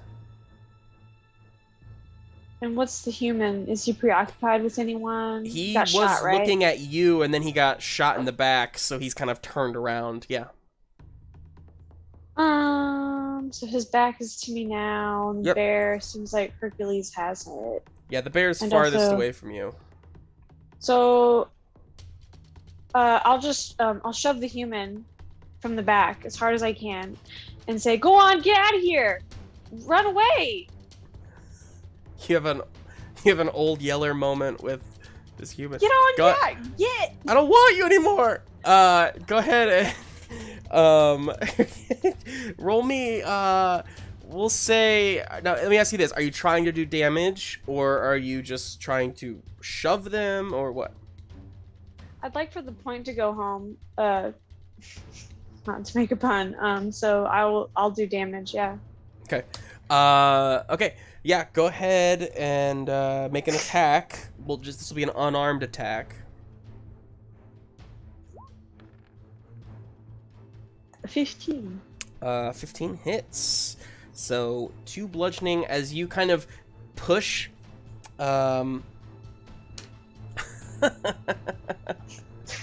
You with 2 bludgeoning, you push Did I him. kill him? Well, you don't kill. Not if you don't want to. But that was all of his hit points that he had left. So you push, and he turns, and you accidentally like push the crossbow bolt that's sticking out of his back, and you kind of shove it farther in. He's like, "Oh!" And he topples over the carriage. Oh, shoots and ladders. Ah, there we go, boy. Oh, damn. Anything else for Johnny? No, he'll just look like perpetually stuck in the Home Alone. Fantastic. No. Lastly, this bear being the last one up, and knowing that you have the strength you do, Hercules, and there's an actual like on the ground bear freaking him out. He just says, "Okay, you can have the land. I don't even care." And he tries to turn around away. Hercules, if you want, you can make an opportunity attack as he tries to run away from you. Dolittle, your bear will also get an opportunity attack if they want to use it. It's up to you. Oh, that feels cruel. He can go. Okay. Yeah, the bear's just gonna snarl. You'll think next time. You think better next time. Ah, damn Good job, buddy. Yep, that's right. Uh-huh. Mm-hmm. I'm glad you were the only one who heard me, Doctor. Oh, it's good bear. And the rest of you hear like a. And with that, your fight has finished. The 4 of you turn and see the 2 men standing there. The one with the mustache comes forward. Right then. Not bad. Very good. I assume that whatever's happening all around us, you are the cause of it. Cause. Side effect. We hope one day to be the solution. Indeed. Yeah. I can't help but realize that I was just shooting at a bear in a suit, and before me stands a bear. He's Just naked. a regular Yes. bear. I'm not entirely sure what's happening here, but I'll tell you what. Let me level with you. My name is Dr. John Watson, and my colleague my here. God. I'm sorry. You're a doctor. Can you maybe like plug the hole that this guy has in his back? Cause it's bleeding a lot. Well, that's not no. Buddy, I can do that. I could. Is he dead? We may have. And as he says that, you hear the old man say,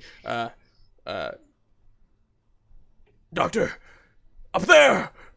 Pointing down the street. You all can see as well. There is a large, like, hulking figure on a rooftop. And the old man in the trench coat with the crossbow says, "Doctor, there he is. Let's go!" And he starts rushing down the street, and he says, "Yes, one moment, Abraham. I'm simply finishing up with our friends here. Everyone, we have a big creature to subdue and bring in for questioning. You all seem to really know your way around, and this bear could be very helpful. Would you at all be interested in helping us out?" Perhaps we could help each other. We're looking for something too, and you could prove powerful allies. We help Indeed. you. What are you help looking us? for? Well, it seems like, if you haven't realized already, a lot of these worlds are combining together, and All right, I'm going to stop you right there. I realized that was maybe too big of a question, and we don't have time for it. yeah. Follow me. No, we don't. Well, all right. What do y'all think? we take a vote? He's rushing off. Yeah, what do y'all do? I'll reluctantly leave, but I'll also pull on Dr. Doolittle's shirt sleeve and say, that guy called that other guy Abraham. Do you think that's the president? Oh, buddy. I don't think so. Multiple Wow. people can be named Abraham. Oh, right. Of course. Yeah, no. Like, I because knew that. I'm John and you're Johnny. So. Your name is John? Yes. We should probably Wow. go, though. It's perhaps Yeah, another okay. time. Is that guy gonna be okay as I like walk away? He's fine. He's just taking a little nap. He is Sleeping. fine. I'm He's gonna tired. sprinkle some berry dust on him, make it look like he's fine. Oh, do not pity Little him, boy. It's what he twinkles. deserves for opposing us. I'm gonna put a coin under his head. Like, there we go. What if I'm his sure he tooth lost fell some out teeth. anyway? Yeah. Mhm. So Okay. good. For his difficulties. Mm. All right, you all follow. Yeah. You all rush off in the With my bear. rain. The bear rushing behind you. Steven, back on the roof. We see you. We see you, and you are on the ground. We go back to hide at the top of the order. And hide. With you down, Hyde actually is going to take 2 swings towards Holmes, and a final one with disadvantage at you. One of them is going to hit against Holmes, and the one against you is 15 to hit, Oh yeah, that hits. which is going to... Oh, I'm sorry. I didn't do disadvantage. Yeah. Dis. That is a 12, which is still If going it- to hit. Yeah. Yeah. If it matches, it hits. All right.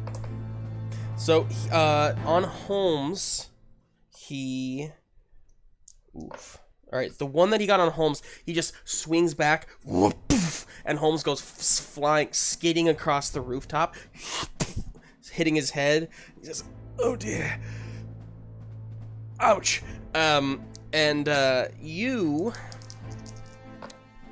Are you gonna be okay? Nope. You take 13 points I'm out. bludgeoning. You are out. I am knocked out. As you were singing to him, and he just looks down at you and says, "Hush then," and just lights out for you. The rest of you arrive. You see up on the roof is not Santa Claus, although that would have been wild, wouldn't it? You see Hyde. You don't know who he is though. And you see this man Abraham climbing up a ladder to get to the top. You see Watson rushing around to the other side and climbing up a ladder on that side. What do you all want to do? How do you want to handle this? You know what? I'll just let you guys do it on your turn. Let's just go through the order here. Yeah. So we'll just continue down the order here. So Trixie, you're up. Oh gosh. All right. Did I see this terrifying creature just stab this poor goose woman? You did not see. For the record, Mother Goose is not a goose. I just want to make that clear. Oh, Mother Goose she's not is a a goose. human. She's Fully a a woman. human. Yeah. Only a woman. Yeah. It's All mis- right. popular Woman. misconception. Yes. Well, hello. All right, but I didn't see that happen. Okay. Well, he was pointing at this said terrifying creature, so let's go ahead and go on up. I will say, Trixie, since you are the only one who can fly, if you would have got higher ground, I will say, yeah, you could have seen him. He didn't stab, but he, like, just with a huge fist, just smashed into this woman on the rooftop. All right. So I'm going to yell that down to the doctor. Doctor, I know your specialty is animals, but there is a woman up here who needs help, and I'm going to start going after the strange creature. Okay. And I'm gonna say, let's try to distract him, I guess. I know. Okay, I'm gonna try to floss whip him. This might not work, but let's try it. Just try to grapple him in place. He's probably super strong. You're gonna try to grapple him, and okay. I wanted to make sure I heard that floss correctly. whip? With the Oh, floss I'm sorry. whip? With your floss whip, that makes more sense. Got it. Yeah. ahead. Imagine. I'm just gonna try to grab him. No. With my floss whip, Okay. it's gonna be like, hey, pick on someone your own size, and she's gonna try Love Hell yeah. floss.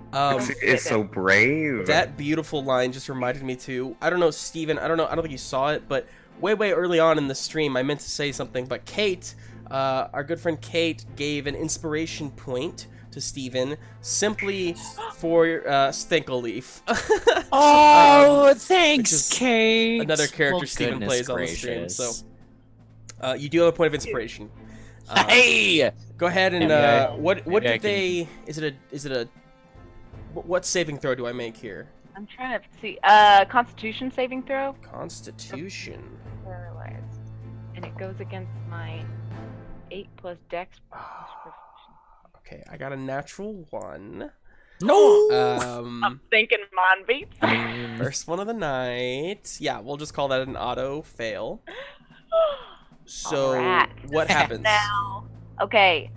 The target is now paralyzed. They may attempt another saving throw at the beginning of their next turn.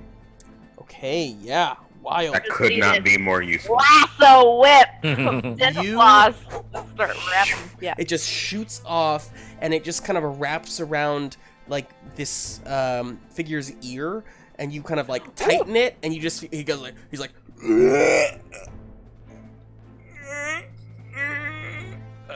Frozen in front of you. Let me double check my little cheat sheet real quick. And just because I can't help myself, I am gonna look at his teeth. Oh, yeah, no. Yeah, weird. they're horrid. Oh, that's these so are good. maybe the worst teeth you've ever seen. So they are incapacitated. They cannot move or speak. They automatically fail strength and dex saving throws, and all creatures who attack them have advantage. Yes. Any attack that hits the creature is a critical hit if you are within 5 feet of them. So this Oh is my God. insane. I don't think I realized when I gave you paralyzation You how changed it. insane it was. No, we're keeping this. We're good. Okay. I think Alright. I think maybe in my head when I was typing it, I was like, this is what I was thinking of, like the effects of a stun. But no. We can change that. It could be like a natural 1 does it paralyze, and maybe like Let's of say anything that. else. Sure. Yeah, that's a good idea. I like Okay, that. we'll do that. Okay. Regardless, he is paralyzed, so Sweet. yeah, stun has a lot of the same effects, but not the intense craziness. Yes. So he is paralyzed. Ow. I am Okay. disgusted then. Fantastic. Trixie, anything else for your turn? No, it's just like a bad train wreck. I can't look away from those teeth. It is just. Ew. Fantastic. Dolittle, you get to the top of the roof if you are going there.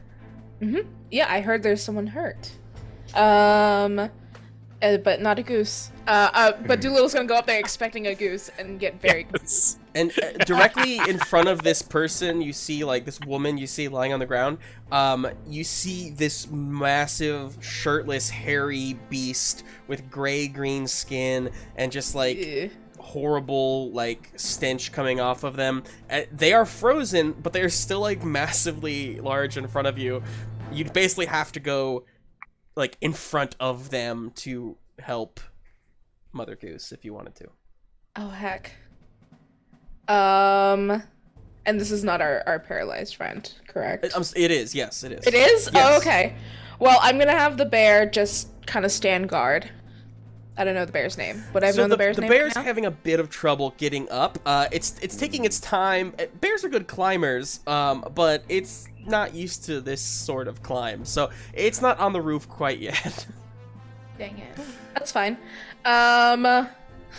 I just saw chat. Bears stain bears. I hate Bears. it.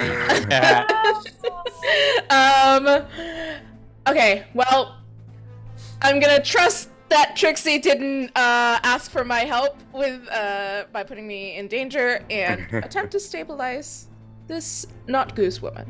Amazing. So make me a medicine check and just get above a 10.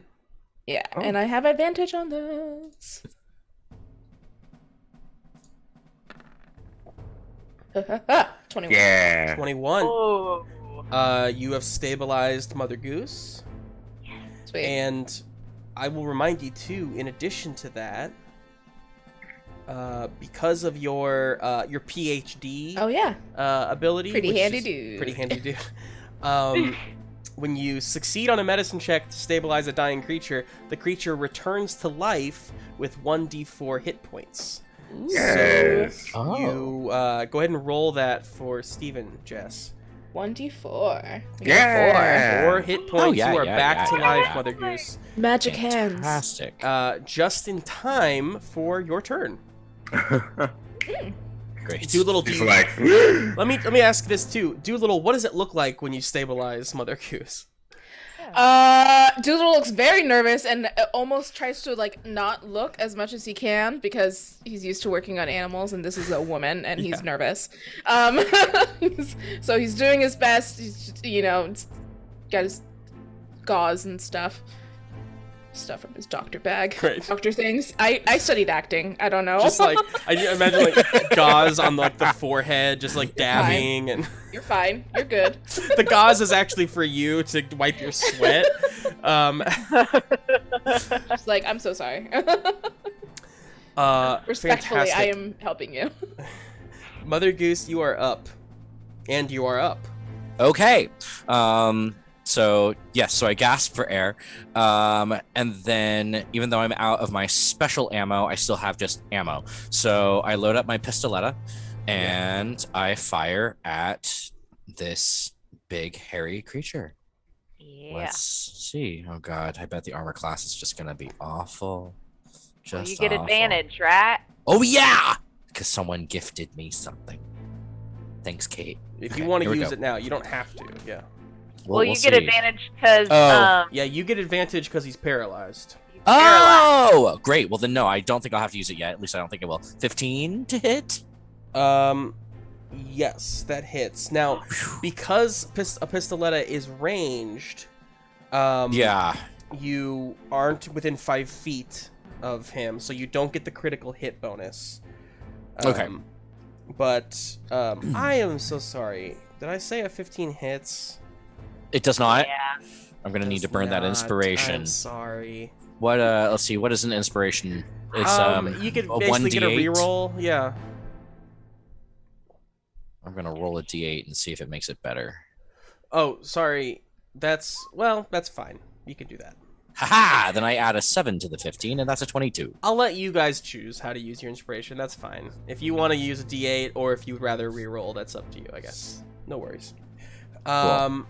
Great. So, thank you, Kate, for the inspiration. You have just allowed first blood on, well, technically Holmes did it, but first blood from the group on Mr. Hyde. So that is 6 piercing damage. And then as I fire, I chant, 3 blind mice, 3 blind mice, see how they run. And I keep going, for those of you who know it. For those of you who don't, I'll type it out. Okay. Maybe. Just for flavor, huh? Flavor. Got it. Tastes good. Not gonna say that anymore. Okay, so the Tastes good, mother. mother. He's good, mama. Nope, it's bad. It's all bad. We have Holmes, who stands up, and rushes over, and he will use an ability. Actually, he's not going to do that because that doesn't make sense with the fact that this creature's paralyzed. He's just going to go up and attack. Yeah, he's going to go up. He draws a boy, does he doesn't really have a melee weapon. he's gonna. I know he could punch, but it wouldn't. Well, it's a critical hit, so okay. He's. I'm torn. I am very torn here. No. I think he's smart enough to know that a punch from him ain't gonna do much. So he draws a pistol and will shoot. And by he, you mean Johnny Depp, who is also like a pit fighter, right? He's like MMA. Johnny Depp? Oh my god. Has Johnny Depp ever played Sherlock Holmes? Yeah. Wait, Oh wait, no. Was You're Robert talking about Downey. there it is, Robert Robert Downey Downey Jr. Jr. Oh, Also played Dr. Robert Dolittle Downey once. Jr. oh I my kinda god. like Oh Johnny yeah. Depp. What a- We're all Robert Downey Jr. And he's played We the are Tooth all- Fairy. Oh my No, Robert Downey Jr. that was The Rock. All right. Johnny Depp pops out of nowhere and just slams into this guy. Robert Depp Jr. I The don't next like creature it. I I don't like summon it. is Johnny Depp. Robert Depp Jr. All right. So with advantage, he still misses. No. I rolled really bad. He's not used to shooting a gun. Usually Watson does the shooting for him. So that's my excuse. And then Watson's gonna go next, and he will actually, I was gonna say sheath, but he will put his pistol away, whatever you call that. Run up, and he's got brass knuckles. Thank you. He is going to punch. In my head canon, Watson is definitely the brute, you know, the soldier. Okay. And All right. Sherlock, in That's my head correct. canon, He's the scrapper. Sherlock can't really, you know, he's the brain. Watson's the brawn. So here we have, yes, that will hit. Okay, 17. Okay, and then since he is melee, he gets critical hit, which means it doubles his damage die. Sweet. Which puts 10 points on Hyde.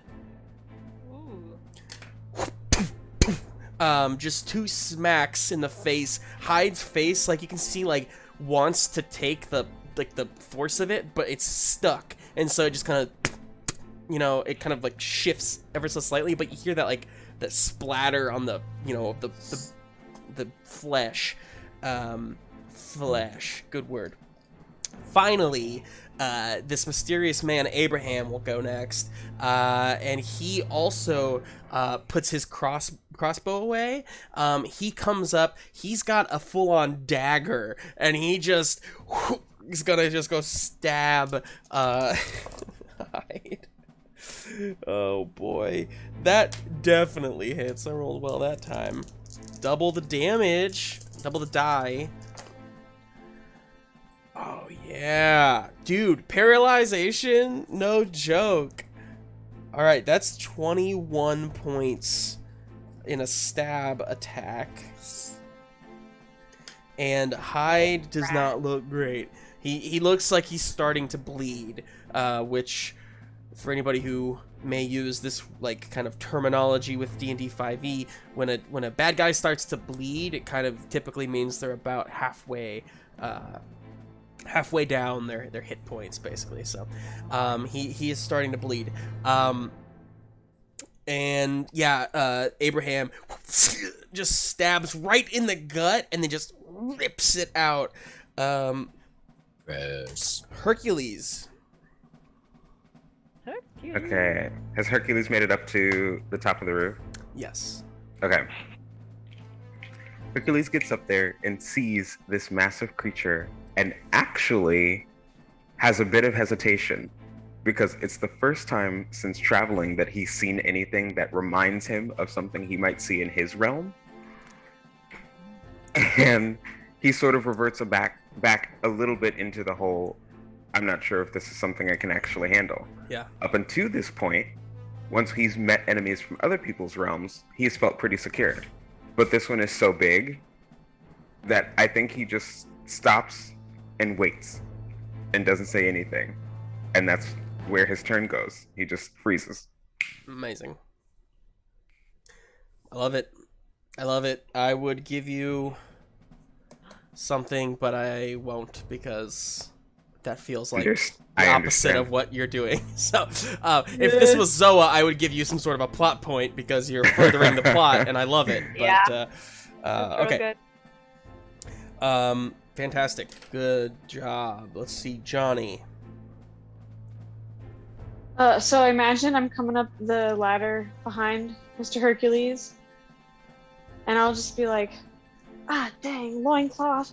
And then as we both get to the top of You said what? the building, Dang, what? oh, dang, a loincloth.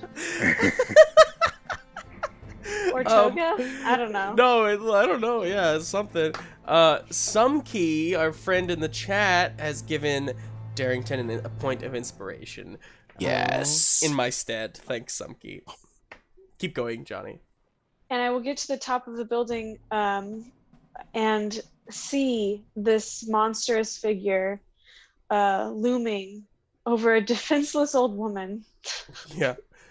Old. And and then Mr. Hercules, obviously I can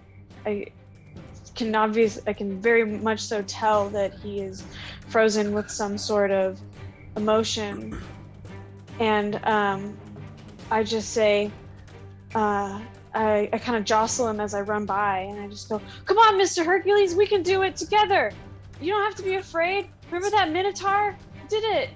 You're a hero." And I'll just like come over with my walking stick and just like, ah, like try and swing at the. Love it. Go ahead and roll with advantage.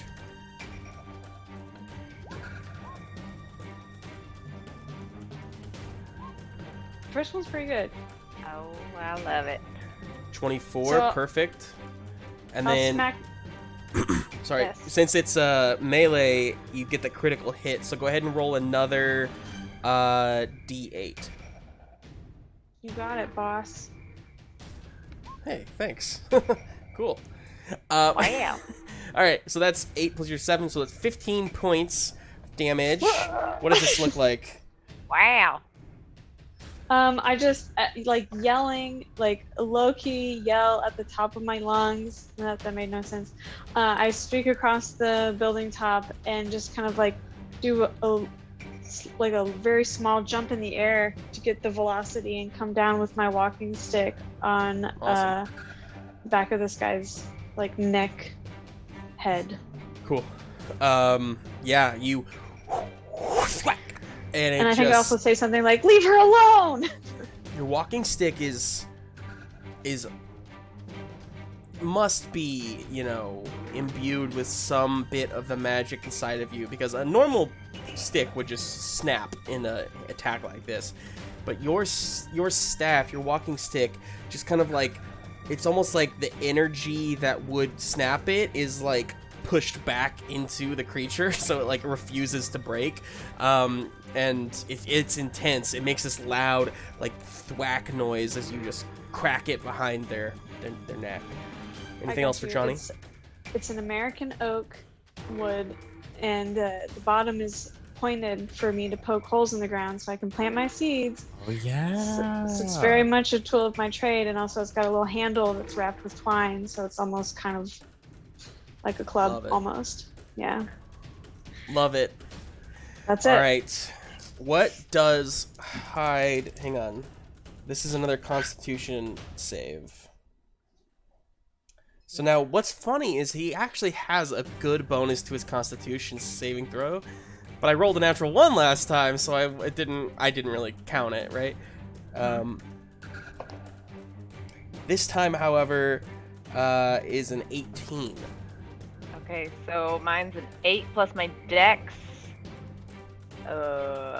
Plus my proficiency. So 8 plus your proficiency is 11, plus your dex modifier. 15. Okay, 15. so 15. So my 18 beats it. He gets it. And you see he just Oh, screaming, breaks free of the paralysis. and that was the beginning of his turn. He sees Johnny, and first he's gonna go for Trixie, actually, because he's very upset with you. I'm sure. Oh no, what'd you do? That was a natural 20. Oh boy. That's fate, I suppose. We'll come back to that in a second. So a natural 20 on you. That is not. That's a 3. That's an 11 on Johnny, which is not going to be enough, I believe. And then, boy, oh boy, Dolittle is right there, but I think he's going for Abraham. Oh boy, yeah, that's gonna be. That's a 27 to hit Abraham. Okay, so first we'll do Abraham.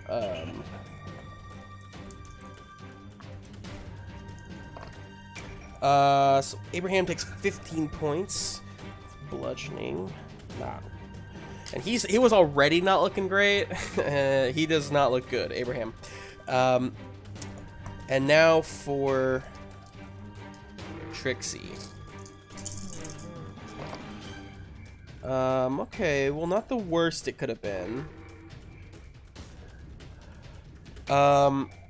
21 points of bludgeoning on Trixie. Okay. He basically just, so he, with his foot, kind of reaches out and just kicks Abraham, poof, knocking the wind out of him and pushing him back 10 feet.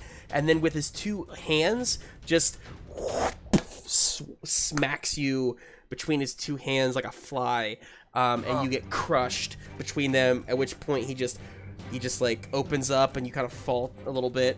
I think you hit the ground, maybe. I would like to use my tiny target reaction to make that half to of an course, 11. yes. Right? Okay. Yes. That's better. Yeah.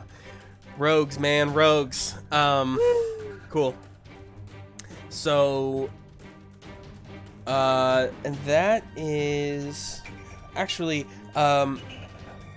he does have a bonus action he will use. So, oh, duh, I forgot about that too.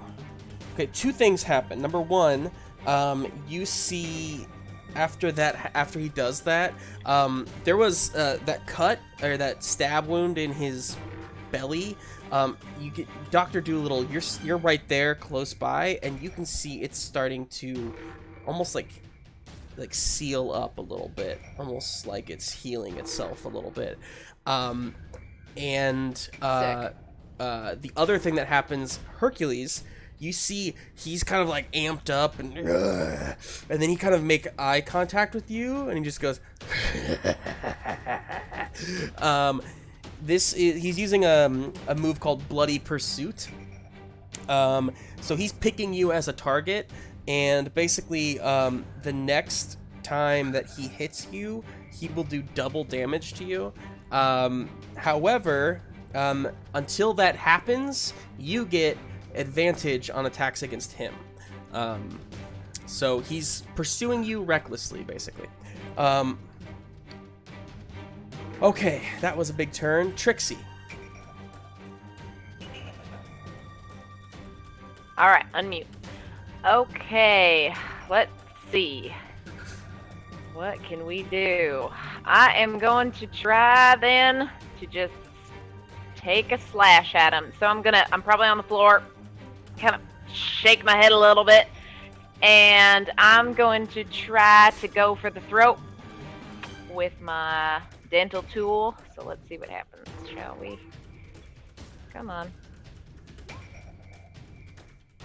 Oops, I rolled twice. 23. 23 hits. Mm-hmm. And that is 10 points slashing damage.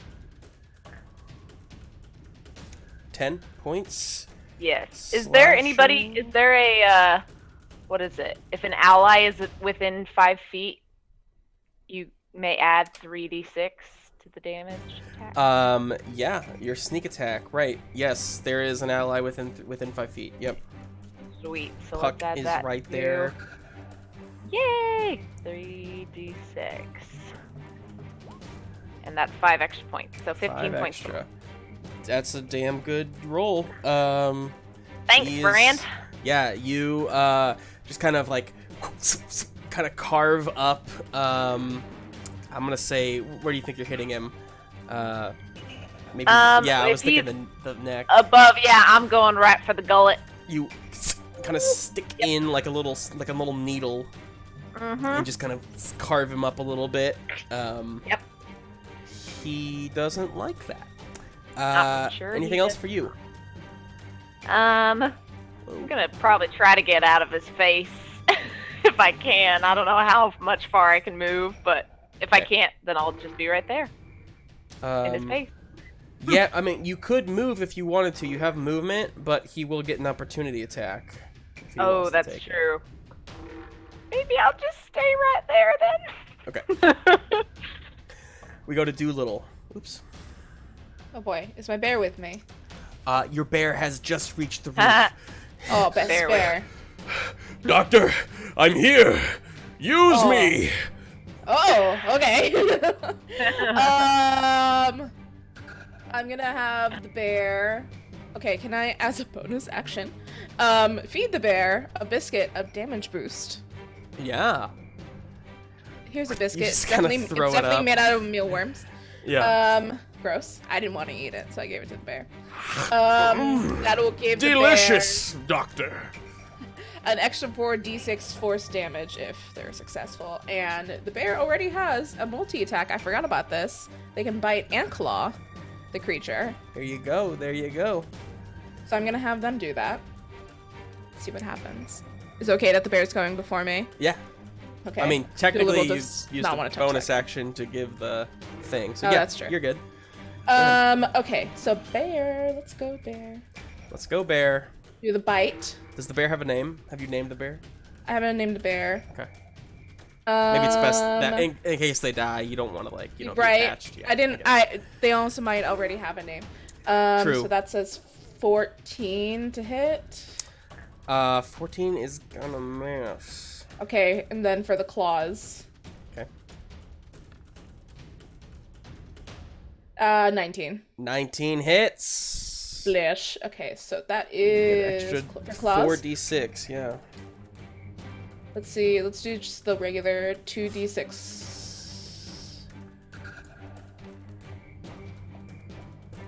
It's 9 Okay. slashing damage, and then how much is it for my 4d6. 4d6? And for bludgeoning, we have 16.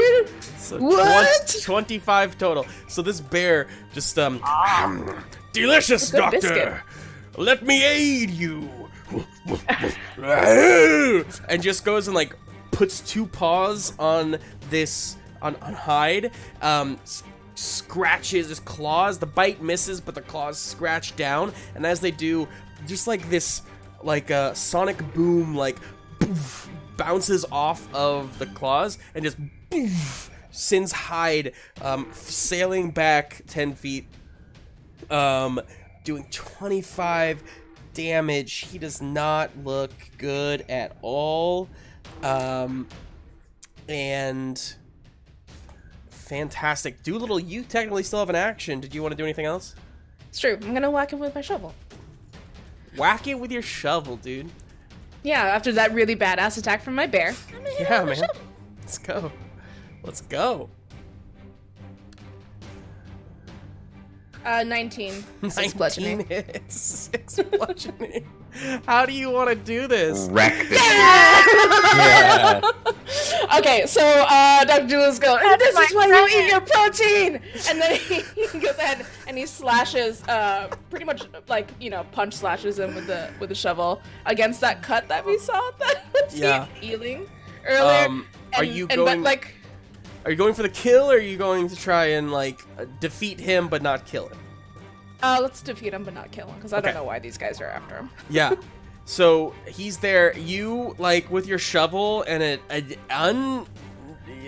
unfound sense of bravery, rush up to this hulking monstrosity alongside your bear, and you just smack right in that abdomen, and he was already kind of like teetering on the edge from the way that the bear's sonic boom kind of hit him, and it just falls off the side of the building, falling the 25 feet, smashing into the cobblestone below, completely knocked out.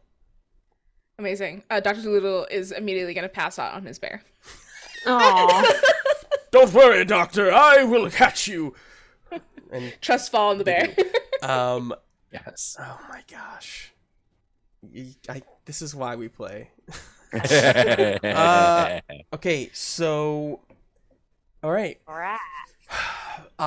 We get a little cleanup going here as you all kind of catch your breath, and tend to some wounds, perhaps. Feel free to make any kind of, healing checks you all want to, or anything like that. You could, if you want to take a short rest right now, this might be a good time to do so as well. I will remind you all that the man with the watch told you that you have about 3 hours. 3 hours. And it's been about this is like the end of the first hour, basically. So, yeah, you have about 2 hours left. Speaking of end of the first hour, Jess, Dolittle, you kind of come to after a few minutes, and your bear is like standing over you and saying, Doctor, it's time I take my leave. But if you ever need me, know that I am here for you. And my name... What's your name? My name is Hank! And then he rushes off the roof and leaps over and just like rushing away on the rooftops. Like, what? I don't know. He met a bear named Hank. Thank I've also you, had a dream Hank. like that. Bye, Hank. That was Hank. Trixie, do you have a mint? Oh, absolutely. Anybody else need a mint? I've got floss. I've got mints. I've got mouthwash. Anybody? I don't know what those things are. It's at this point that Holmes steps forward. Abraham has gone down to the street level to keep an eye on the unconscious Hyde. Who, by the way, as you all like look over the rooftop to see that he's really defeated, you don't see the hulking figure anymore. Instead, you see the half-naked body of a regular-looking man, even scrawny, you might say, who is just laying in like the crater, if you will, of a much larger figure. Still unconscious though. So Abraham has tied this man up, bound him, and you all hear Holmes, who says, "All right then, well, I think perhaps it's time we have some introductions. My name is Holmes, Sherlock Holmes, and I am here with... question already, yes. Yes? I'm just gonna walk across and I'm gonna go help Mother Goose, because she looks like a nice old lady, and I'm gonna help her up and I'm gonna say, hey, are you all right, ma'am? Oh, well, now that I've rested for a bit, I assume I just rested for a bit, I'm doing much better. Thank you, kind sir. You're not from around here, are you? No. I don't think so. Well, kid, you've got Moxy, and I think you could be a real star someday. I feel like Johnny just like completely like to Dr. Holmes just like walks past like in front of him and past him to go help Mother Goose as he's talking. But once I What's your name, child? I'm Johnny. Nice to meet you. Johnny. I've had a lot of luck with Johnnies. Let me think. I don't know what that means. Do they call you anything special, Johnny? Are you Johnny Nimble, or perhaps Johnny Fleet, or Johnny Rambunctious? What can I call you? Yeah, some people call me Johnny Appleseed. I guess. Johnny Appleseed. Ahem. Oh, sorry, mister. Oh, it's quite all right. I don't mean to interrupt. I simply stopped because I thought you had a question, young man. Now that I know you don't, I will continue along with what I was saying. My name is Holmes, Sherlock Holmes, and with me I have my assistant, Dr. John Watson, who I assume some of you have already met, it seems. And with us we have an associate, a client, if you will, Abraham Van Helsing. Abraham, where are you? You see Abraham is like back there with the man who's unconscious. Yes, Abraham. You see, Abraham has hired us to catch this serial killer here, known on the streets as Jack the Ripper. But I'm getting the sense that none of you care about this much at all, and that makes sense. And he steps a little closer to the five of you, leaving Watson and Van Helsing over in the other side of the roof. He says, seems to me perhaps we all are part of the same exclusive club, if you will. We all have been given a task. At least I assume, I have deduced, that's why the four of you of very differing appearance and fortitudes are here.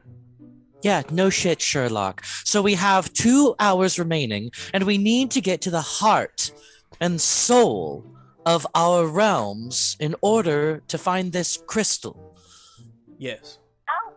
So Now- you know about it too, then? Not to toot my own horn, but I would like to believe that Golden Egg Studios is the heart and soul of Tinseltail Town. So really, we should just be right around the corner.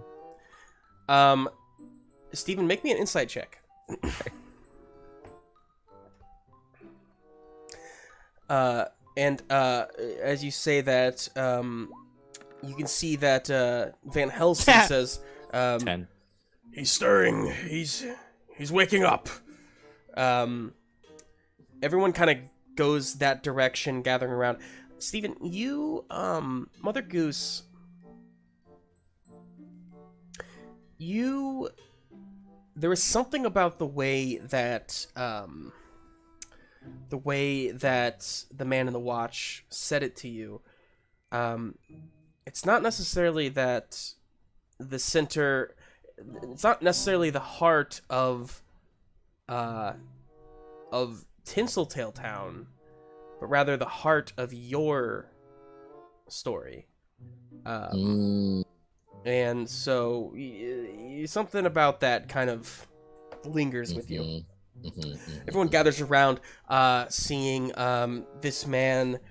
Oh, what's all this then? Oh, and Van Helsing just smacks this guy across the face and says, "You will answer for the murders of many lives." I really can't tell if he's the president or not. Not the president, Johnny. My God, yes. It's really funny. Trixie, did you want to say something? Well, I was just going to say, all right. He seems much more contained right now. Well, hey there, Cupcake. You had a little bit of a crazy spell there. You all right? You calm down? Done some breathing exercises? We're all right now? Yeah, I suppose so. Yeah. Okay. I don't remember Well. much. Why am I tied up here? That is for your safety and for ours as well. Actually, if you see, you put a bruise right here. I done my makeup today, and now I have to redo it. It's just really, really rude. So it is for your safety. We have to figure out now where the heart and soul of these towns are. Where's the smart fella? And she looks around for Sherlock again. He's there. He's looking he is looking to this man, and he says, are you telling me that you don't remember all of the the battle that we just had here on the rooftop. Yes, I don't know. My accents are all over the place right now, but It's difficult. all I know is that sometimes I get a little ripped away from who I am. I get a little doozy, and when I wake up, I'm not where I was. Maybe it's a blood sugar problem. You want a mint? Just gonna hand. Oh my god, yes. He cannot take the mint because he is bound. But Oh, here. She'll throw it in his mouth. Okay.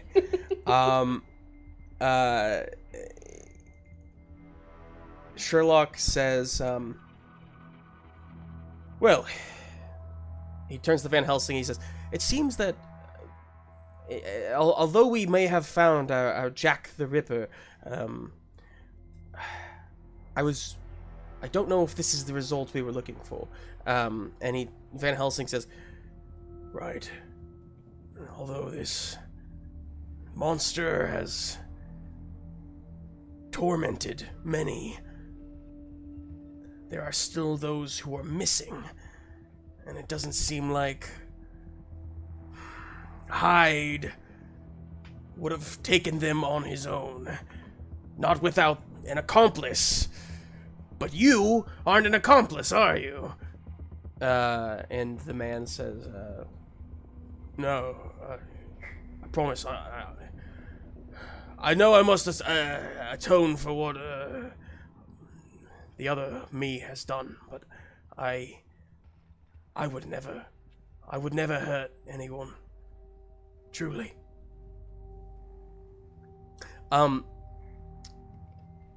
Holmes, Van Helsing says, this is... My initial suspicions may be true.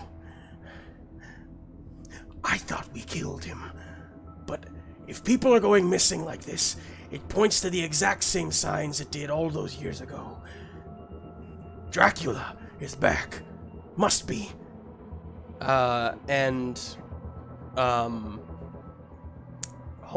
kind of turns and goes off on his own, thinking. Watson turns to the rest of you and says, to fill you in on a bit, Dracula is a vampiric person of Bless you. great renown. I'm sorry, no.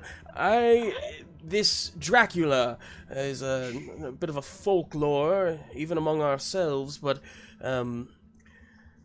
Abraham claims to have fought and killed him years ago. However, some signs do seem to be pointing to his return. Sherlock turns and says, perhaps our two threads are weaving into one. The return of Dracula could also mean that is where we'll find the heart of the story. I myself have a bit of history with the monster. And you see kind of like he's feeling some feelings internally, but he says, and although it was, I'll just say that there was a great amount of turmoil for me there, and if I am searching for the heart of my story, it may be with him. What of you? And he turns to you, Mother Goose. Oh, I'm sorry. I was still trying to come up with a rhyme for Johnny Appleseed. I think I have one, though, so we're going to be just fine. See if you like this one, kid. Johnny Appleseed, helping all of those in need. Planted apples in the ground, became the rage of Tinseltail Town. It has a nice ring, don't you think? That's awesome. I love that. That's I don't great. think awesome was a Okay, word. now, That's great. what were you saying, Mr. Holmes? He's just staring at you. I was saying... Oh, you were describing the plot of a movie, weren't you? I feel like I've seen that one. What's a movie? Talented.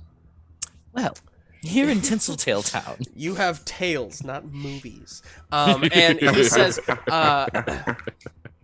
says, I was asking you where you think the heart of your story may be. Well, that would probably have something to do with my goose who laid the golden eggs. All right, well, perhaps, can you find this goose? Can you bring it here? Oh no, it's dead.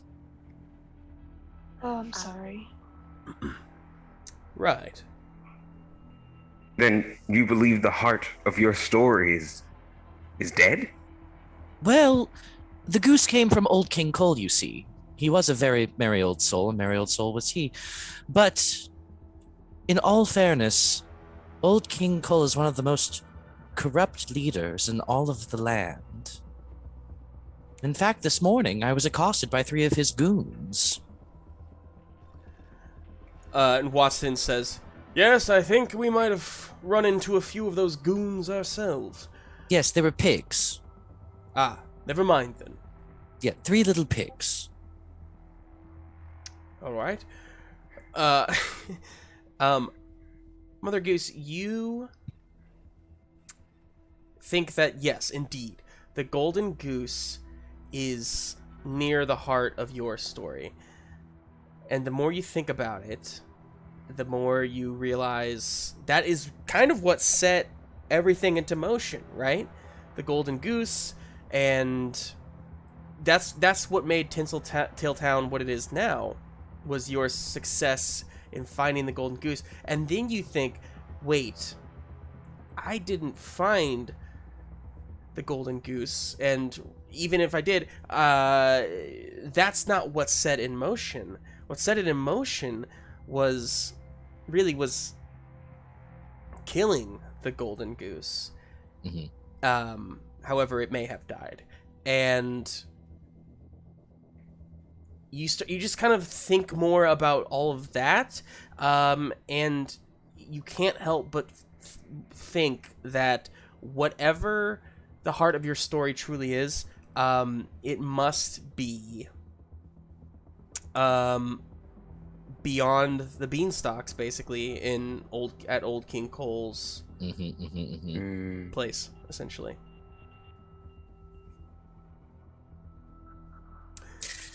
There's really no easy way to share all of this with you, and since you are from other realms, I don't think this is, what's the word, canon?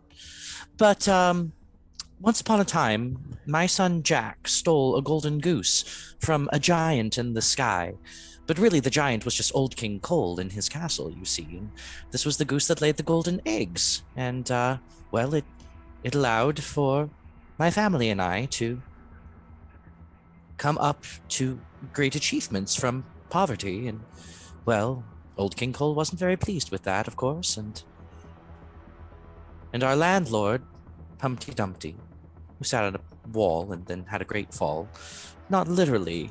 A lot of people portray him as an egg and that he cracked, and that's not actually true. He was a man, and he did fall from grace, so to speak, and all the king's horses and all the king's men couldn't put Humpty together again. But I'm sorry, I'm rambling.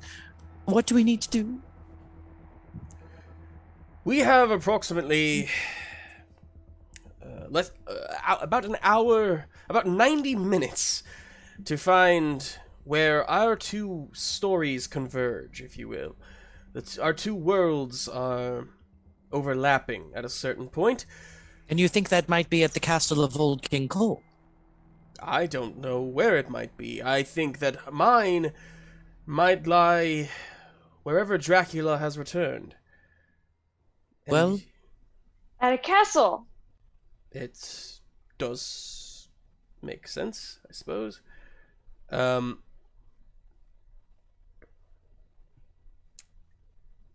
Yes, indeed. If we are to hunt Dracula together, if we are to Bless you. find this... What?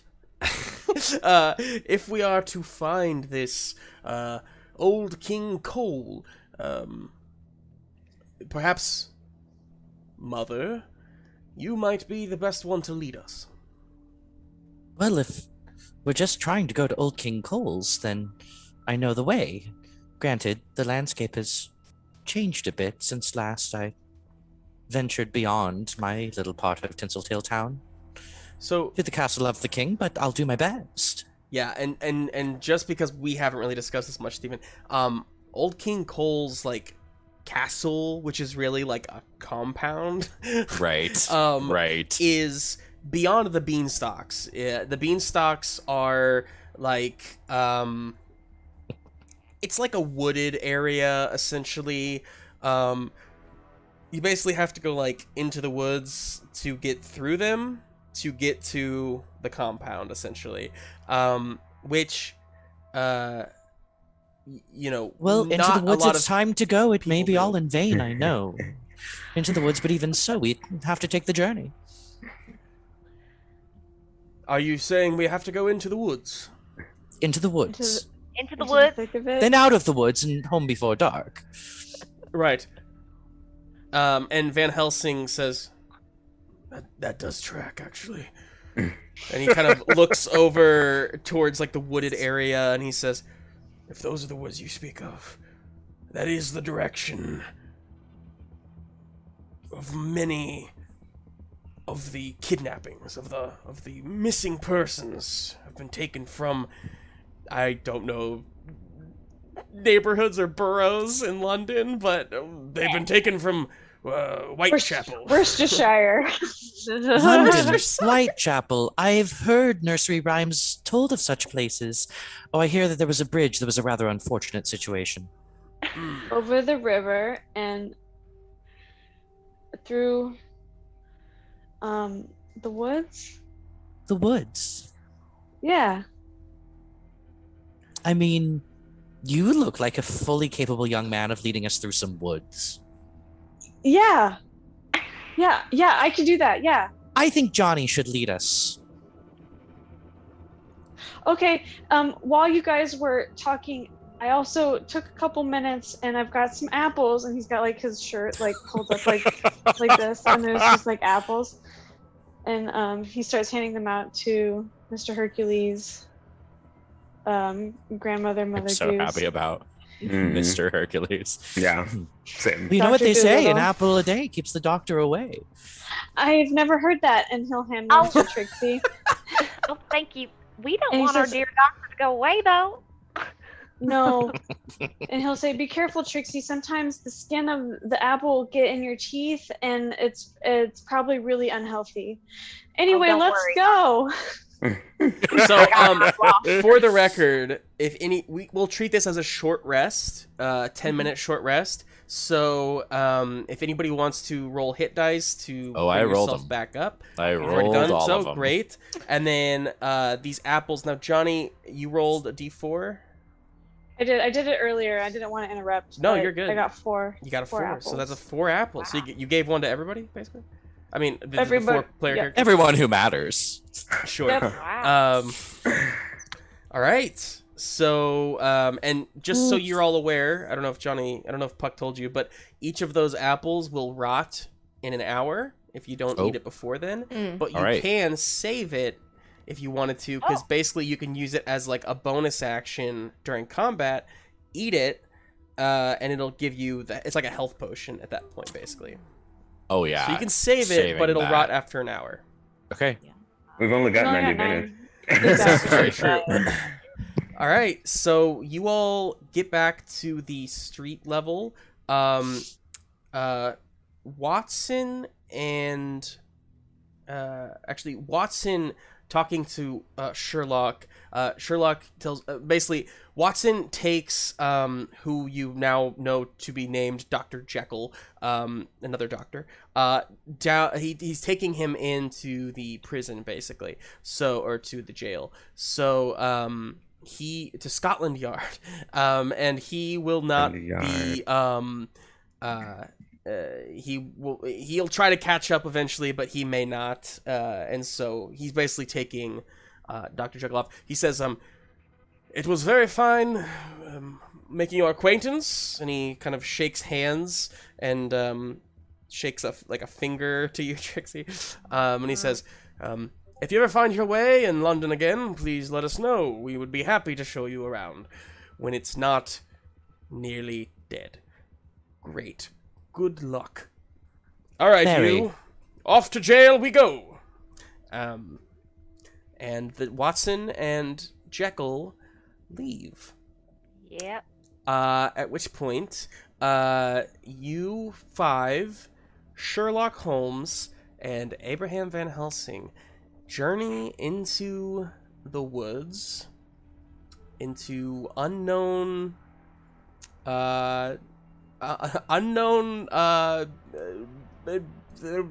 things. Arts unknown. Hail. Stuff. Yeah.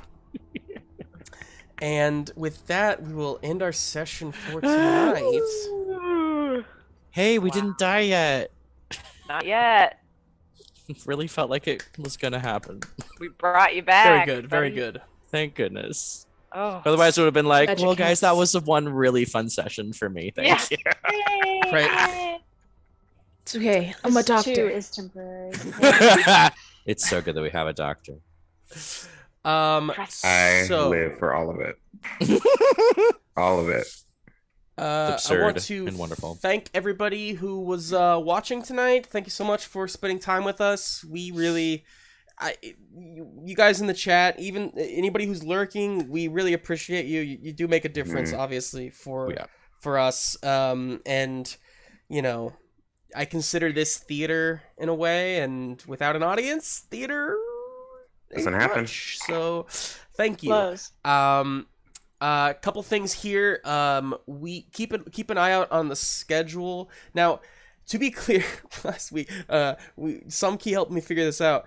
So the weekly schedule, which like kind of shows our weekly rotation, currently only shows this show because it's the only consistent thing we have going for us right now. Everything else is kind of one-shots. So on the About page on Twitch, you'll see our schedule panel, and that will show you everything coming up.